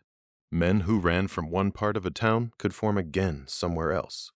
A garrison that escaped intact could still fight, regroup, and warn other posts. So the roads, bridges, and exit routes mattered as much as the first musket fire. Ewing's assigned role was especially important because of Assunpink Creek. Assunpink Creek runs through the Trenton area, and its bridge was a point of consequence. In the American plan, Ewing's force was connected to blocking the Hessian retreat route near the creek and its bridge. If Rall's men were driven from the town, that route could become one of the ways out. A force placed there could help close the door. It could turn surprise into capture. But Ewing did not get across. The ice and conditions on the river stopped him. Washington's own main force had already shown how severe the river was that night. Boats had to work through floating ice and darkness. Men, artillery, horses, and equipment had to be moved under conditions that were bad enough to destroy the timetable. At the other crossings, those same conditions became decisive. Ewing's men could not complete the passage. The part of the plan that was supposed to help block the retreat route at Assunpink Creek was missing before the battle even began. This mattered because Washington was now advancing toward Trenton with less control over the field than he had intended. The main force was still moving in two columns. Nathaniel Greene's division was on the Pennington Road. John Sullivan's division was on the lower road, near the river. Their purpose was to approach Trenton from more than one direction and strike the Hessian advanced posts. But without Ewing's successful crossing, Washington could not count on the same barrier behind the enemy. The attack might still succeed, but the encirclement was weakened. It is important to see the distinction. The failure of Ewing's crossing did not stop Washington from attacking. It did not turn him back. But it changed the shape of the gamble. He was no longer carrying out the whole plan as written in spirit. He was carrying out the part of the plan that the river had allowed to survive. Farther downstream, John Cadwalader faced the same brutal truth. Cadwalader's intended crossing area was near Bristol, Pennsylvania. His movement belonged to the broader design below Trenton, where posts at Bordentown and Burlington were relevant to the operation. This was not merely a distant diversion without meaning. The downstream crossings were part of the pressure Washington hoped to create across the region. If Cadwalader could get across, American forces would threaten or disturb the enemy's wider position along the New Jersey side of the Delaware. Trenton would not stand alone in the American imagination as the only point of danger. The enemy would have reason to look in more than one direction. But Cadwalader also could not complete his crossing. Again, the reason was the river. Ice and conditions prevented the passage for the same Delaware that Washington's men had crossed with such difficulty denied passage to the other columns. The result was stark. Of the 3 planned crossings, only Washington's main force completed the movement into New Jersey that night. This is one of the most revealing facts of the entire operation. The famous crossing was not the clean execution of a perfect plan. It was the survival of a damaged one. The night did not unfold as a painting. It unfolded as a series of struggles against time, weather, and water. At one crossing point, enough boats made it through. At others, they did not. At one place, artillery was finally dragged across by about 3 in the morning. At others, the river held. And Washington had to act inside that incomplete reality. He did not yet possess the full coordination he had planned. He did not have Ewing positioned to block the route near Assunpink Creek and its bridge. He did not have Cadwalader applying the same downstream pressure that the design had imagined. His own army was delayed, wet, exhausted, and marching after the hour when it had expected to be near Trenton. The original aim of reaching the town around 5 in the morning had already been lost. Yet the operation continued. The reason lies in the narrow space between danger and opportunity. To turn back after crossing would have carried its own risks. Washington's main force had already spent the night forcing a passage over the Delaware. The men were now on the New Jersey side, moving toward an isolated Hessian garrison. The chance of surprise had been damaged by delay, but perhaps not destroyed. The enemy might still be unprepared. The storm that had tortured the Americans might also have helped conceal them. The same weather that stopped Ewing and Cadwalader might still cover the movement of Greene and Sullivan. So the failure of the other crossings did not end the attack. It sharpened it. Washington's main force became, in effect, the whole weight of the immediate blow. What had been planned as a coordinated operation now depended on the men moving down the Pennington Road and the Lower River Road.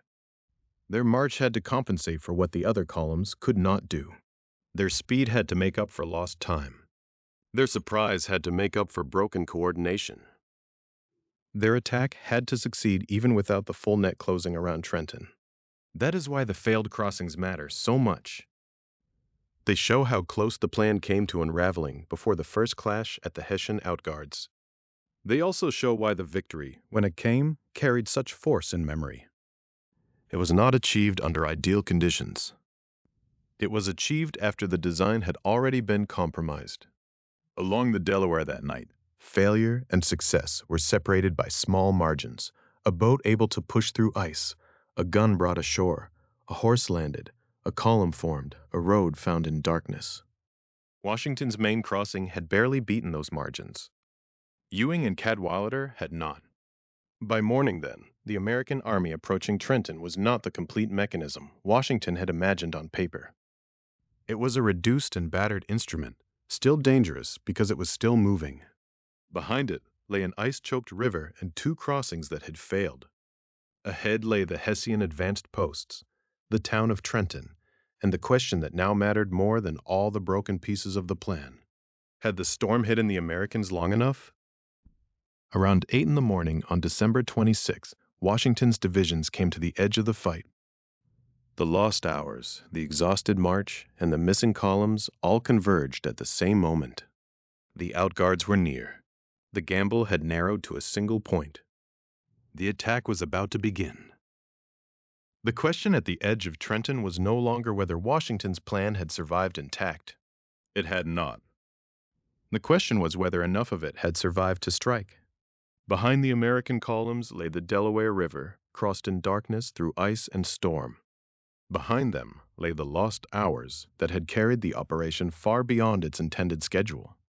Behind them, too, lay the failed crossings of James Ewing and John Cadwalader, failures that meant Washington was approaching Trenton without the full net he had hoped to cast around the Hessian garrison. And yet the army was there. Around 8 in the morning on December 26, 1776, Washington's divisions reached the Hessian advanced posts outside Trenton. That hour mattered because it stood so far from the plan's original design. Washington had expected the troops and artillery to be across the Delaware by midnight. He had intended to reach Trenton by about 5 in the morning. In his report to John Hancock, 2 days later, he would explain how the ice had delayed the boats, how the artillery had not all crossed until about 3 in the morning, and how the troops had not begun the march until near 4. By every measure of the plan, the attack was late. But in war, lateness does not always mean failure. Sometimes it means the decision has become sharper. Washington could not rewind the night. He could not make Ewing appear at the Assunpink Creek Bridge. He could not bring Cadwalader across near Bristol. He could not restore the neat geometry of the 3 crossings as it had existed in orders and expectations. What he still had was the force that had made it across at McConkey's Ferry and Johnson's Ferry, moved inland from the New Jersey landing, divided into 2 columns, and marched about 9 miles toward Trenton. The plan had been reduced to its most essential test. Could the main body arrive with surprise still alive? The American approach had been built around division and convergence. Major General Nathaniel Greene's column had taken the Pennington Road. Major General John Sullivan's column had moved by the Lower, or River, Road. This mattered now because Trenton was not being approached as a single line of exhausted men stumbling toward one entrance. Washington's force had separated after the crossing, so it could come upon the town from more than one direction. The march had stretched through storm and darkness, but the structure of the attack still existed. The soldiers at the front of those columns were not stepping into a clean battlefield. They were stepping out of a night of disorder into the first contact of a battle that could still fail. The men had crossed a winter river. They had waited on a shore crowded by boats, horses, artillery, and equipment. They had marched in bad weather through the final dark hours before morning. Their officers had been expected to keep formation, preserve silence, and maintain the movement of artillery along roads made worse by the season. Now the work of concealment ended. The Hessian advanced posts, or outguards, were the outer feelers of the garrison at Trenton. They were the first line of awareness before the town itself. To reach them was to reach the point where secrecy had to turn instantly into violence. Until that moment, Washington's army had depended on darkness, weather, distance, discipline, and luck. At the outguards, none of those could be enough by themselves. The Americans had to strike before warning could fully organize resistance inside Trenton. This was the fragile hinge of the operation. Surprise had not required everything to go perfectly. In fact, almost nothing after the first hours had gone perfectly. The crossing had run late. The march had begun late. The supporting columns had failed to arrive. The army had endured a road of about 9 miles after a night on the river. Yet the Hessian garrison at Trenton was still ahead of them, and the first posts were only now being met. The storm that had delayed Washington may also have helped cover him. That was the bitter irony of the morning. Ice had nearly ruined the operation on the Delaware. Weather had slowed the artillery and exhausted the men. But the same winter conditions that punished the Americans may have helped preserve the uncertainty around their movement. The night had been too difficult for speed, but perhaps difficult enough to hide an army. At about 8 in the morning, that uncertainty ended for the Hessian outguards. The first contact did not simply begin a firefight. It began the collapse of the long tension that had governed the entire operation since Christmas night. Every order given before the boats, every collected craft on the river, every drag rope, every artillery piece brought across, every guide assigned to a brigade, every instruction for silence and movement had pointed toward this moment. The plan had moved from paper to river, from river to road, and now from road to battle. Washington's gamble had also changed shape. At the start, the gamble had been whether 3 columns could cross the Delaware and combine in a coordinated blow. By morning, after Ewing and Cadwalader were stopped by ice and river conditions, the gamble was whether one force could compensate for the absence of the others. The missing crossings did not matter less at the edge of Trenton. They mattered more. Their absence meant that if the Hessians escaped in directions Washington had hoped to block, the victory might be partial, or the operation might become dangerously exposed. Ewing's failure to cross was especially important because his assigned movement related to the Assinpink Creek and its bridge, a route connected to Hessian retreat. But at the first outguards, those larger risks compressed into immediate action. The Americans had to move quickly enough to prevent warning from becoming formation. They had to push past the edge of the Hessian position before the garrison could fully understand the scale of what had arrived. Washington's army was tired, but fatigue did not cancel momentum. If anything, the night had created a terrible forward pressure. Once the men reached the advanced posts, there was no comfortable pause available. Stopping too long could sacrifice the last advantage they possessed. Retreating without an attempt would mean recrossing the Delaware after all the risks already taken, with the army worn and the enemy alerted. So the column struck. That word, struck, is important because it marks the change from endurance to action. For hours, the soldiers had been asked to bear conditions, the cold, the ice, the delay, the road, the uncertainty of the missing columns. Now they were being asked to impose themselves on the enemy. The operation was no longer hidden inside weather and darkness. It was visible, audible, and irreversible. Trenton lay ahead as an isolated Hessian post, commanded by Colonel Johann Rall. The garrison had been the objective from the beginning, because Washington needed more than movement. He needed a result. A safe retreat into winter quarters would not revive the Continental cause. A march without a blow would not answer the defeats across New York and New Jersey. The army needed proof that it could still act, still surprise, still defeat an enemy force in the field. At the advanced posts, that proof was not yet won. It was only beginning. The roads into Trenton now became more than routes on a plan. The Pennington Road and the Lower River Road became channels of attack. Greene's division and Sullivan's division, after separating in the dark, were now part of the pressure closing on the town. The American artillery, whose crossing had delayed the entire operation until about 3 in the morning, was no longer a burden to be hauled through ice and storm. It was part of the force arriving at the battlefield. This is why the hour of 8 in the morning carries so much weight. It was late enough to reveal the failure of the original timetable, but not too late to destroy the possibility of surprise. It was late enough that the Americans must have felt the cost of every lost hour in their bodies, but early enough that the Hessian garrison had not yet escaped the danger Washington had carried across the river. The battle began at the margins, where armies first discover each other. For the Hessian outguards, the morning brought the sudden appearance of the force that the river, the storm, and the night were supposed to make impossible. For Washington, it brought the moment when an operation wounded by delay had to prove whether it still possessed force. The first shots and movements at the edge of Trenton opened the town to the converging American columns. The Gamble had crossed the Delaware. It had survived the road. It had reached the outguards. Now Trenton itself began to break open. Bull processes. Not all at once, and not as a clean diagram on a map. It opened because the long night had delivered Washington's men to the town for more than one road, and because the Hessian garrison that had seemed isolated but secure was suddenly forced to face the thing the weather should have prevented, an American attack in strength.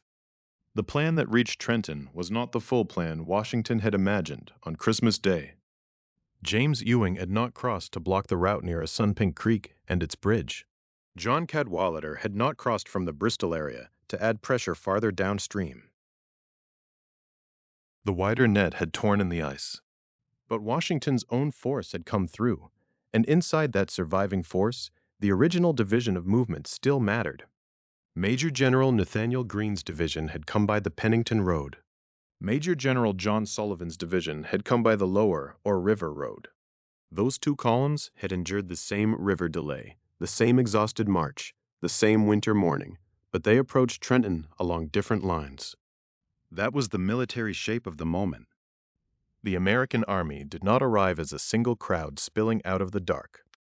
It arrived in columns that had been ordered before the boats ever pushed into the Delaware, columns meant to converge on the town and turn surprise into decision. Washington's December 25th orders had named the structure behind that advance, the brigades of Stephen, Mercer, Lord Stirling, St. Clair, Glover, Sargent, and Fermoy. By the morning of December 26th, those names were no longer only entries in an order book. They were the human machinery of the attack, the formations that had been dragged through the night from the assembly point behind McConkey's Ferry, across the river, and down the roads toward Trenton. The first collision at the advanced posts had already broken the silence of the march. From there, the fight moved into the decisive phase. Washington had gambled that speed after the crossing could still make up for the lost hours. He had gambled that the Hessian garrison would be struck before it could fully escape or impose its own order on the morning. He had gambled that the part of the plan that survived would be enough. At Trenton, it was enough. The Hessian force Washington had come to strike was not anonymous in his report. He named the regiments that composed the captured garrison, and the names themselves carry the texture of 18th century record-keeping. One was Lossberg, appearing in another form as Landspatch. Another was Kneifhausen, also found as Kniephausen. The third was Rahl, with the spelling also appearing as Roll.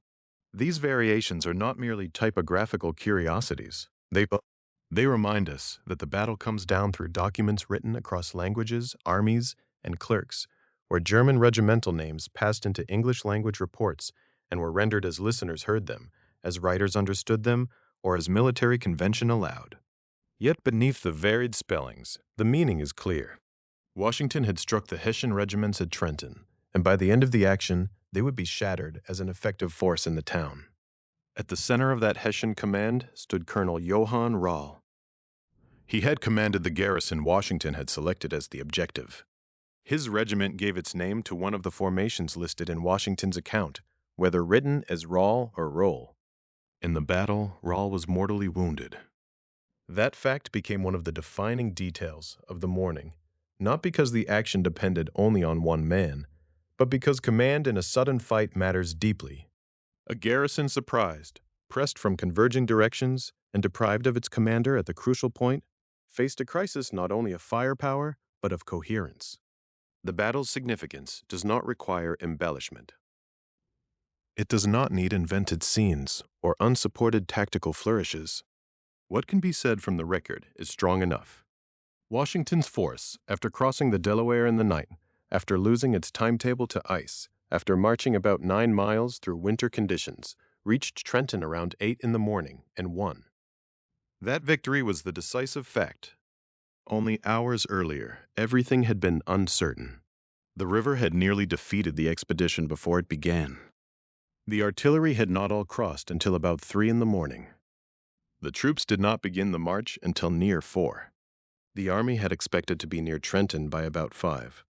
Instead, it arrived after daylight had come into the world. The other American crossings had failed.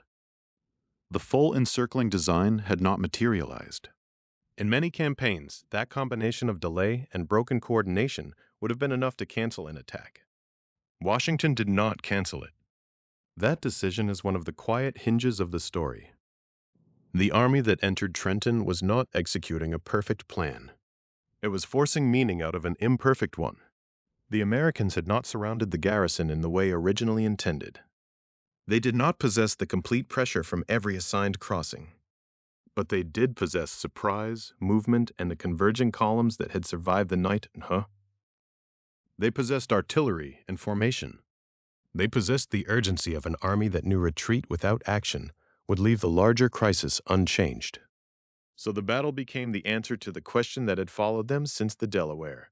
Could a damaged operation still deliver a decisive blow? At Trenton, the answer was yes. For Washington's army, this was more than a local success. The campaign before this moment had been marked by retreat through New York and New Jersey, by the shrinking of options, and by the terrible pressure of enlistments nearing expiration.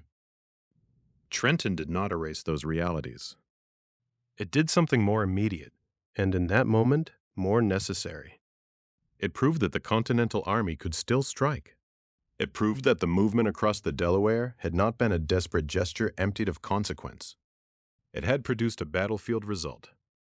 The Hessian garrison at Trenton had been the target because it was isolated enough to be attacked, but valuable enough to matter. Washington did not need a grand battle against the full British force to change the psychological weather of the war. He needed a sharp, undeniable victory at a moment when defeat had begun to feel like the natural direction of events. Trenton gave him that. And the victory had a practical shape as well. The Hessian regiments Washington named did not simply withdraw intact. Their position collapsed into surrender and capture. The mortal wounding of Colonel Johann Rau marked the human cost at the command level, while the submission of large numbers of officers and men would soon become central to Washington's report to John Hancock. The battle did not drift into ambiguity. It ended with the Americans in possession of the result they had crossed the river to obtain. Still, victory did not mean safety. That is one of the most important things to hold in the mind at this point in the story. The morning had gone Washington's way, but the broader situation remained dangerous. Ewing had not crossed. Cadwalader had not crossed. British forces still existed nearby. The Americans had won at Trenton with the one column of the plan that had successfully reached the New Jersey side in force, and that made the triumph all the more dramatic, but also more exposed. The same river that had nearly trapped the army in failure now stood behind it as a possible route of survival.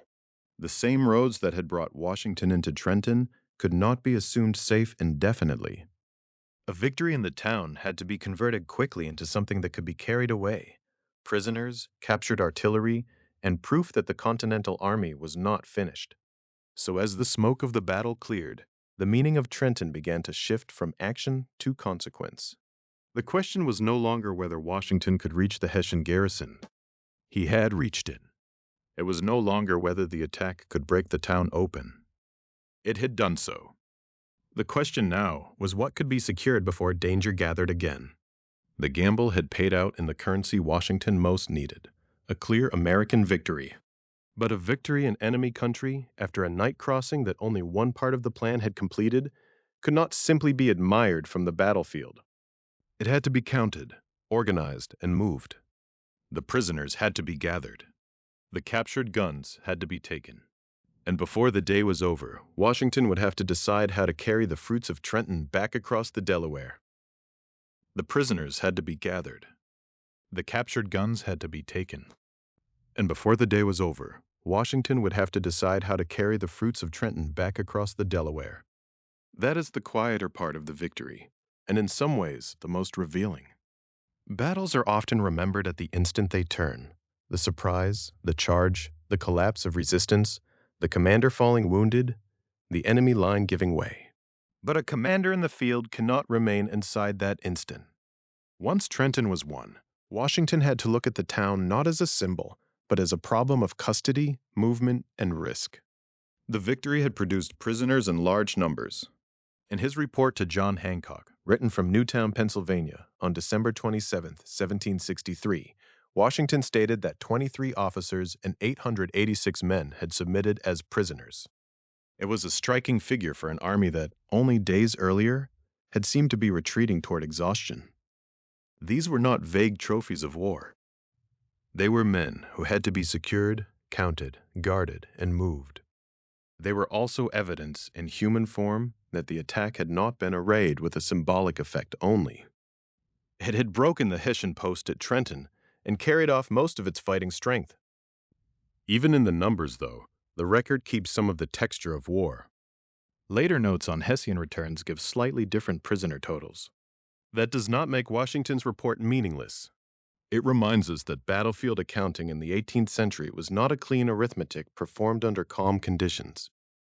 Men were killed, wounded, separated, captured, reported through different chains, and recorded at different moments by different authorities. A return made by one side and a report sent by the other could agree in outline while differing in detail. The outline is what mattered most. Trenton had yielded a major capture. Washington's report to Hancock gave Congress a number large enough to change the emotional weather around the American cause. The victory was not a rumor from a distant road. It had officers, men, and captured artillery attached to it. It could be described, transported, and shown. Modern summaries help frame the scale. American Battlefield Trust lists the forces engaged at Trenton as about 2,400 American troops and 1,500 British and Hessian troops. In that scale, the result was extraordinary. The same source estimates the casualties as 5 American wounded and 905 British and Hessian killed, wounded, missing, or captured. These figures do not reduce the battle to statistics. They show why Trenton immediately became more than a local success. Washington had taken a tired force through ice, darkness, and storm. Only his main column had completed the crossing. The original design had been damaged before the battle even began. James Ewing and John Cadwalader had not been able to complete their crossings because of the conditions on the Delaware. Ewing's failure mattered because his movement was connected to blocking the Hessian retreat route near Sunpink Creek and its bridge. Cadwalader's failure mattered because his crossing near Bristol had belonged to the wider downstream pressure against posts connected to Bordentown and Burlington. Washington did not have the full net he had planned, yet the result in Trenton was still decisive. The American force had struck, and the Hessian garrison had been overwhelmed. Colonel Johann Rall, who commanded the garrison, was mortally wounded. The Hessian regiments named in Washington's report, with spellings that vary in 18th century documents, had become part of the story Congress would hear. Lossberg or Lanspatch, Kneifeson or Kniphausen, Rall or Roll. However the names were spelled, the meaning was clear. The isolated post Washington had targeted was no longer intact. But that same isolation had a dangerous mirror image. Trenton had been isolated enough to be attacked. It was not isolated enough to be safely occupied by Washington's exhausted army after the battle. British forces remained nearby. The American columns that were supposed to complete the wider design had failed to cross. Washington had won with the force he brought, but he had not transformed the entire strategic situation in a single morning. He stood in New Jersey with prisoners, captured artillery, tired soldiers, and an incomplete plan around him. That is why the return across the Delaware should not be mistaken for retreat in the ordinary sense. It was a decision to preserve the victory rather than gamble it immediately away. Washington had crossed into New Jersey with an army already strained by the campaign through New York and New Jersey. He had marched through the night after the river delayed him for hours. The artillery had not all been across until about 3 in the morning, and the troops had not begun the march until near 4. By the time Trenton was secured, his men had endured the crossing, the march, and the fight with little rest. Now they had to manage hundreds of prisoners and captured guns. The guns mattered. Captured artillery was not just a symbol, though it certainly carried symbolic force. Artillery represented material strength, metal, carriages, equipment, and the trained practice required to use them. Washington's own orders before the crossing had shown how central artillery was to the operation. Henry Knox had directed embarkation. Guns had to be brought through ice-choked water, placed at the heads of columns, moved along roads, and brought into the fight. To capture enemy artillery after such effort was to seize part of the enemy's ability to make war. But captured artillery also slowed everything. Guns could not simply be wished across a river. Horses, teams, men, drag ropes, ferries, and boats all mattered. The same mechanical struggle that had made the first crossing so difficult now had to be repeated in reverse, this time with prisoners and captured pieces added to the burden. The Delaware had not become less dangerous because Trenton had fallen. The ice was still there. The weather had not ceased to shape the campaign. The river remained a barrier between survival and exposure. So Washington returned to Pennsylvania the same evening with prisoners and captured artillery. The phrase can sound simple, almost administrative, but it contains the whole logic of the moment. The army had crossed from Pennsylvania to New Jersey to strike a blow. Once that blow succeeded, Washington had to bring the proof of success back to the safer side of the river. There, in Pennsylvania, the prisoners could be secured. The captured guns could be held. The news could be sent onward. The victory could be converted from a morning's achievement into a political and military fact. His letter from Newtown to John Hancock helped to do exactly that. Washington did not write as a man lost in triumph. He wrote in the practical language of command, describing what had happened, what had been taken, and how the operation had unfolded. Yet beneath the formal reporting was something Congress badly needed to hear. The army had not dissolved. It had crossed the Delaware. It had marched about 9 miles. It had attacked around 8 in the morning. It had captured hundreds of prisoners. It had come back with guns. That mattered because the revolution at the end of December 1776 was not sustained by battlefield success alone. It was sustained by belief that success was still possible. Before Trenton, the recent memory had been retreat, New York, New Jersey, the long withdrawal toward the Delaware, enlistments nearing expiration, morale under severe pressure. After Trenton, there was a different fact in the record. Washington had taken the offensive when the enemy had reason to believe the campaigning season was closing. He had done it in weather that seemed to protect the Hessian garrison. He had done it after 2 supporting crossings failed. He had done it with a main force of about 2,400 men against a post strong enough to matter. The small number of American wounded in the American Battlefield Trust estimate sharpened the impact. 5 American wounded, set against 905 British and Hessian killed, wounded, missing, or captured, created a picture of a victory that was not merely brave, but efficient. As always, figures gathered after a battle require care. They come from records, reports, and later interpretation. But even with caution, the imbalance tells us why the news carried so much force.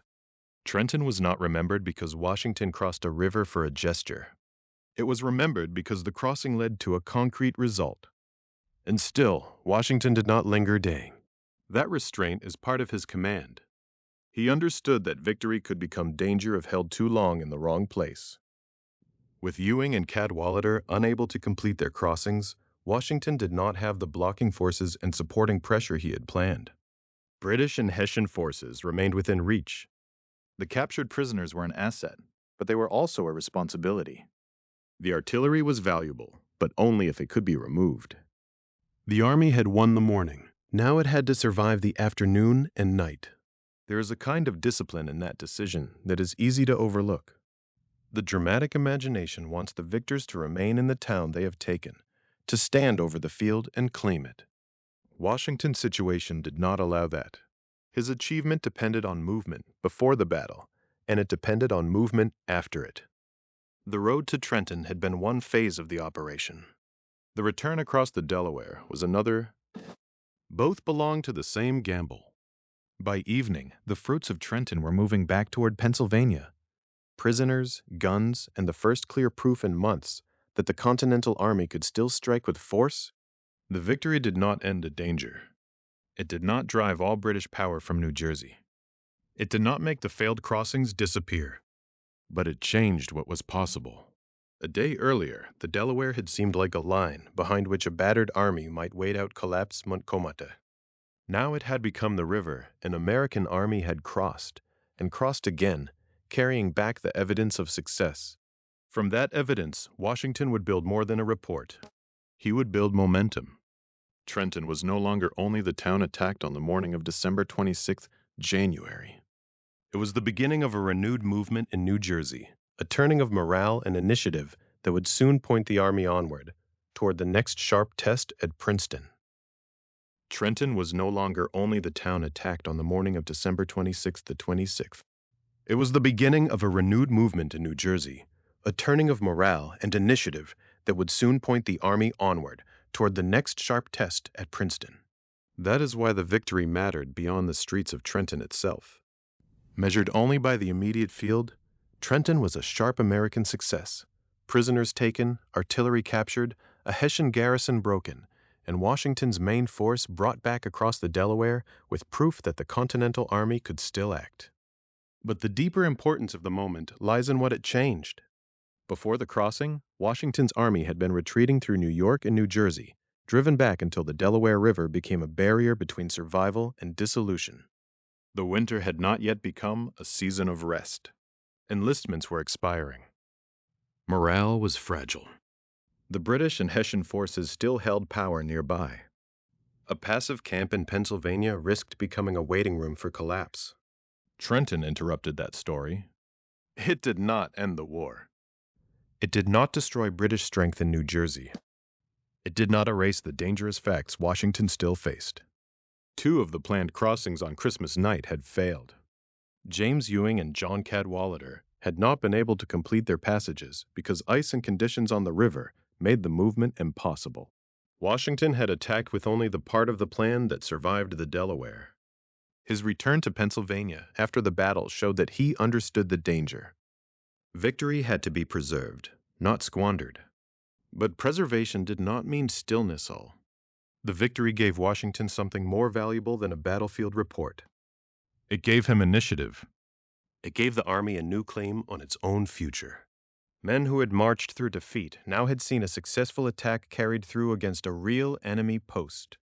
The crossing had not been a legend to them. It had been cold water, boats, ice, darkness, delayed artillery, and a march that began far later than planned. The victory at the end of it made the suffering usable. It turned hardship into evidence.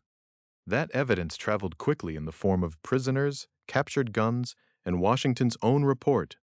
From Newtown, Pennsylvania, on December 27, 1776, Washington wrote to John Hancock, explaining both the delays and the result. The letter did not turn the operation into a perfect design. It acknowledged the ice, the missed timetable, and the fact that the army did not begin its march until near 4 in the morning. It also gave the outcome. The Hessian force at Trenton had submitted in large numbers, with Washington reporting 23 officers and 886 men as prisoners. The power of that report was not merely statistical. It arrived at a moment when the American cause needed proof of life.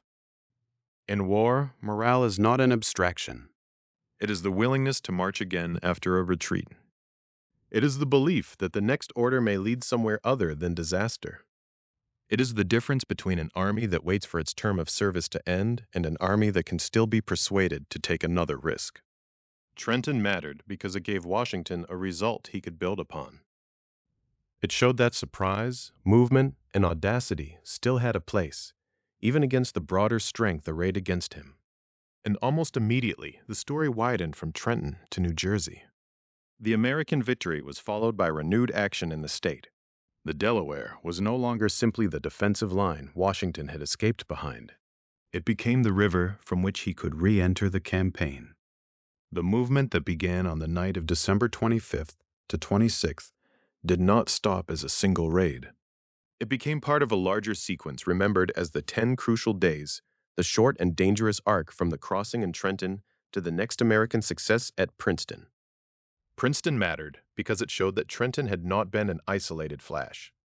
On January 3, 1777, American forces fought and won at Princeton. The research record allows us to say that clearly. The victory at Trenton was followed by renewed American action in New Jersey, including the Battle of Princeton on January 3, 1777. That connection is important, but it should be handled carefully. Trenton did not magically solve Washington's problems. It did not make the British Army disappear. It did not turn the Continental Army overnight into an unstoppable force. What it did was reopen movement. Before Trenton, the Americans had been reacting to pressure. After Trenton, Washington could act again. The difference was strategic, but it was also psychological. A commander who had just carried men across an ice-choked river, struck an isolated garrison, and returned with prisoners, had new authority when asking for further effort. A battered army that had just won could imagine that another march might matter. The road toward Princeton, therefore, begins in the consequences of Trenton, not in a separate story. The same geography remained alive. The Delaware crossings, the New Jersey roads, the posts at Trenton and beyond, the presence of British and Hessian forces nearby, all of these belonged to the same campaign landscape. Earlier, Princeton had mattered as one possible direction connected to movement and escape from Trenton. Now it became the site of the next test. The American army had moved from the river to Trenton. After Trenton, the contest moved through New Jersey toward Princeton. There is a quiet discipline in seeing this sequence without embellishment. The temptation is to make Trenton the instant in which the Revolution was saved, as if one snowy morning reversed every danger. The sources do not require that kind of exaggeration. The truth is strong enough. Trenton came during one of the Revolution's darkest moments. It followed a retreat through New York and New Jersey. It depended on a crossing that nearly failed its own clock, and on a plan from which only Washington's main column completed its passage. It ended in a clear American victory. It revived morale. It helped create the conditions for renewed action in New Jersey, including Princeton. That is the turning point. Not a final triumph. Not a guarantee. A change in direction. The night crossing had begun as a gamble against time, weather, and despair. By the end of December 26th, the Army had returned to Pennsylvania with tangible results. In the days that followed, those results became momentum. The campaign did not freeze in place at the riverbank. It moved. It pressed forward into New Jersey. It carried the meaning of Trenton beyond the captured town and into the next encounter. This is why the crossing cannot be separated from what followed. The boats on the Delaware, the march on the Pennington Road and the River Road, the attack on the Hessian outguards, the capture of prisoners, the return across the river, and the later victory at Princeton all belong to the same dramatic bend in the campaign. Each piece gives the others meaning. The crossing made Trenton possible. Trenton made renewed movement possible. Princeton confirmed that Washington's army had not merely survived a desperate night, it had recovered enough initiative to strike again. And yet the center of the story remains the same. A frozen river. A failed timetable. Two crossings that did not succeed. One main column that did. A march of about 9 miles through winter conditions toward a town that had seemed secure. The material facts are spare, but they carry enormous weight. They show how close the operation came to breaking apart and how much depended on the decision to keep going after the plan had already been damaged. In that sense, the movement from Trenton toward Princeton was not simply a march across New Jersey. It was a movement out of the shadow of defeat. It was the transformation of a desperate stroke into a campaign moment. Washington did not have the luxury of treating Trenton as a monument. He had to treat it as leverage. He had to turn victory into further action before the enemy could fully close around him again. The memory of the crossing would later become larger than any one report, larger than any one road or ferry landing. It would be preserved in parks, retold in images, and fixed in the American imagination as a scene of winter courage. But before it became memory, it was motion. Men and guns crossing water. Columns moving toward Trenton. Prisoners moving back. Then the army, turning again toward New Jersey, toward Princeton, toward the next proof that the Revolution had not yet been exhausted. By the time the crossing became memory, the river had grown quiet again. The Delaware no longer carried that night's orders in the dark, no longer held the same moving line of boats, horses, artillery, and men. The storm passed. The ice broke and reformed with other winters. The roads to Trenton changed. Ferries gave way to bridges, farms to towns, and the military emergency of December 25th to 26th, 1776, slowly became a story Americans returned to when they wanted to understand how close the Revolution had come to failing. Today, that story is held on both sides of the river. On the Pennsylvania bank, Washington Crossing Historic Park preserves and interprets the ground associated with the main crossing area near McConkey's Ferry and Johnson's Ferry. It is not simply a scenic place along the Delaware. It is a landscape shaped by the memory of decision. The Pennsylvania Department of Conservation and Natural Resources identifies the park as a National Historic Landmark, a recognition that places the crossing within the larger national story, not only as local heritage, but as one of the places where the direction of the American Revolution changed.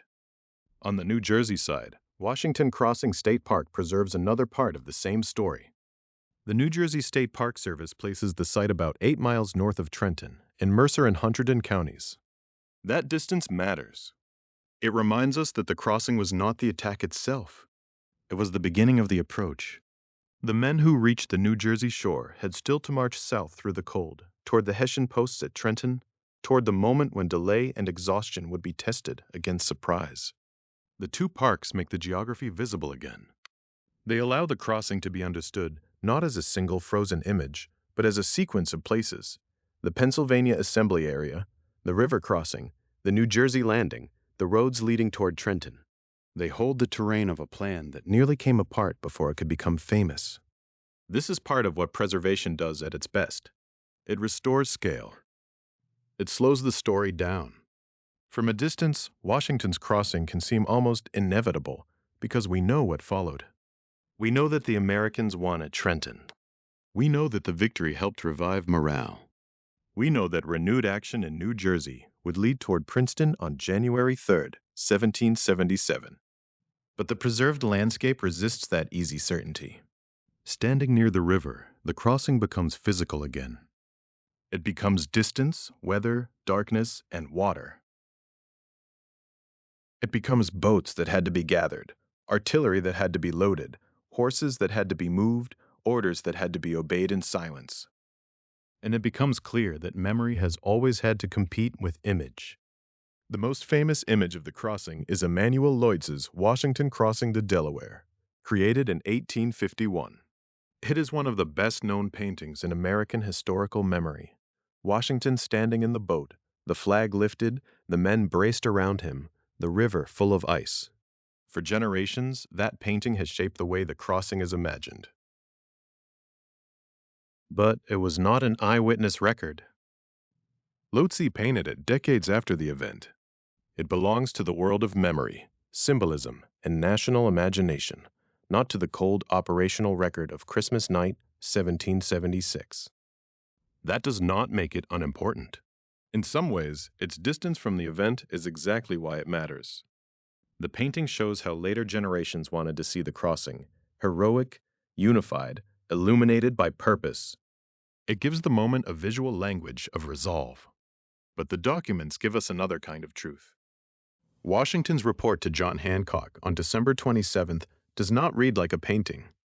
It gives us delay. It gives us ice.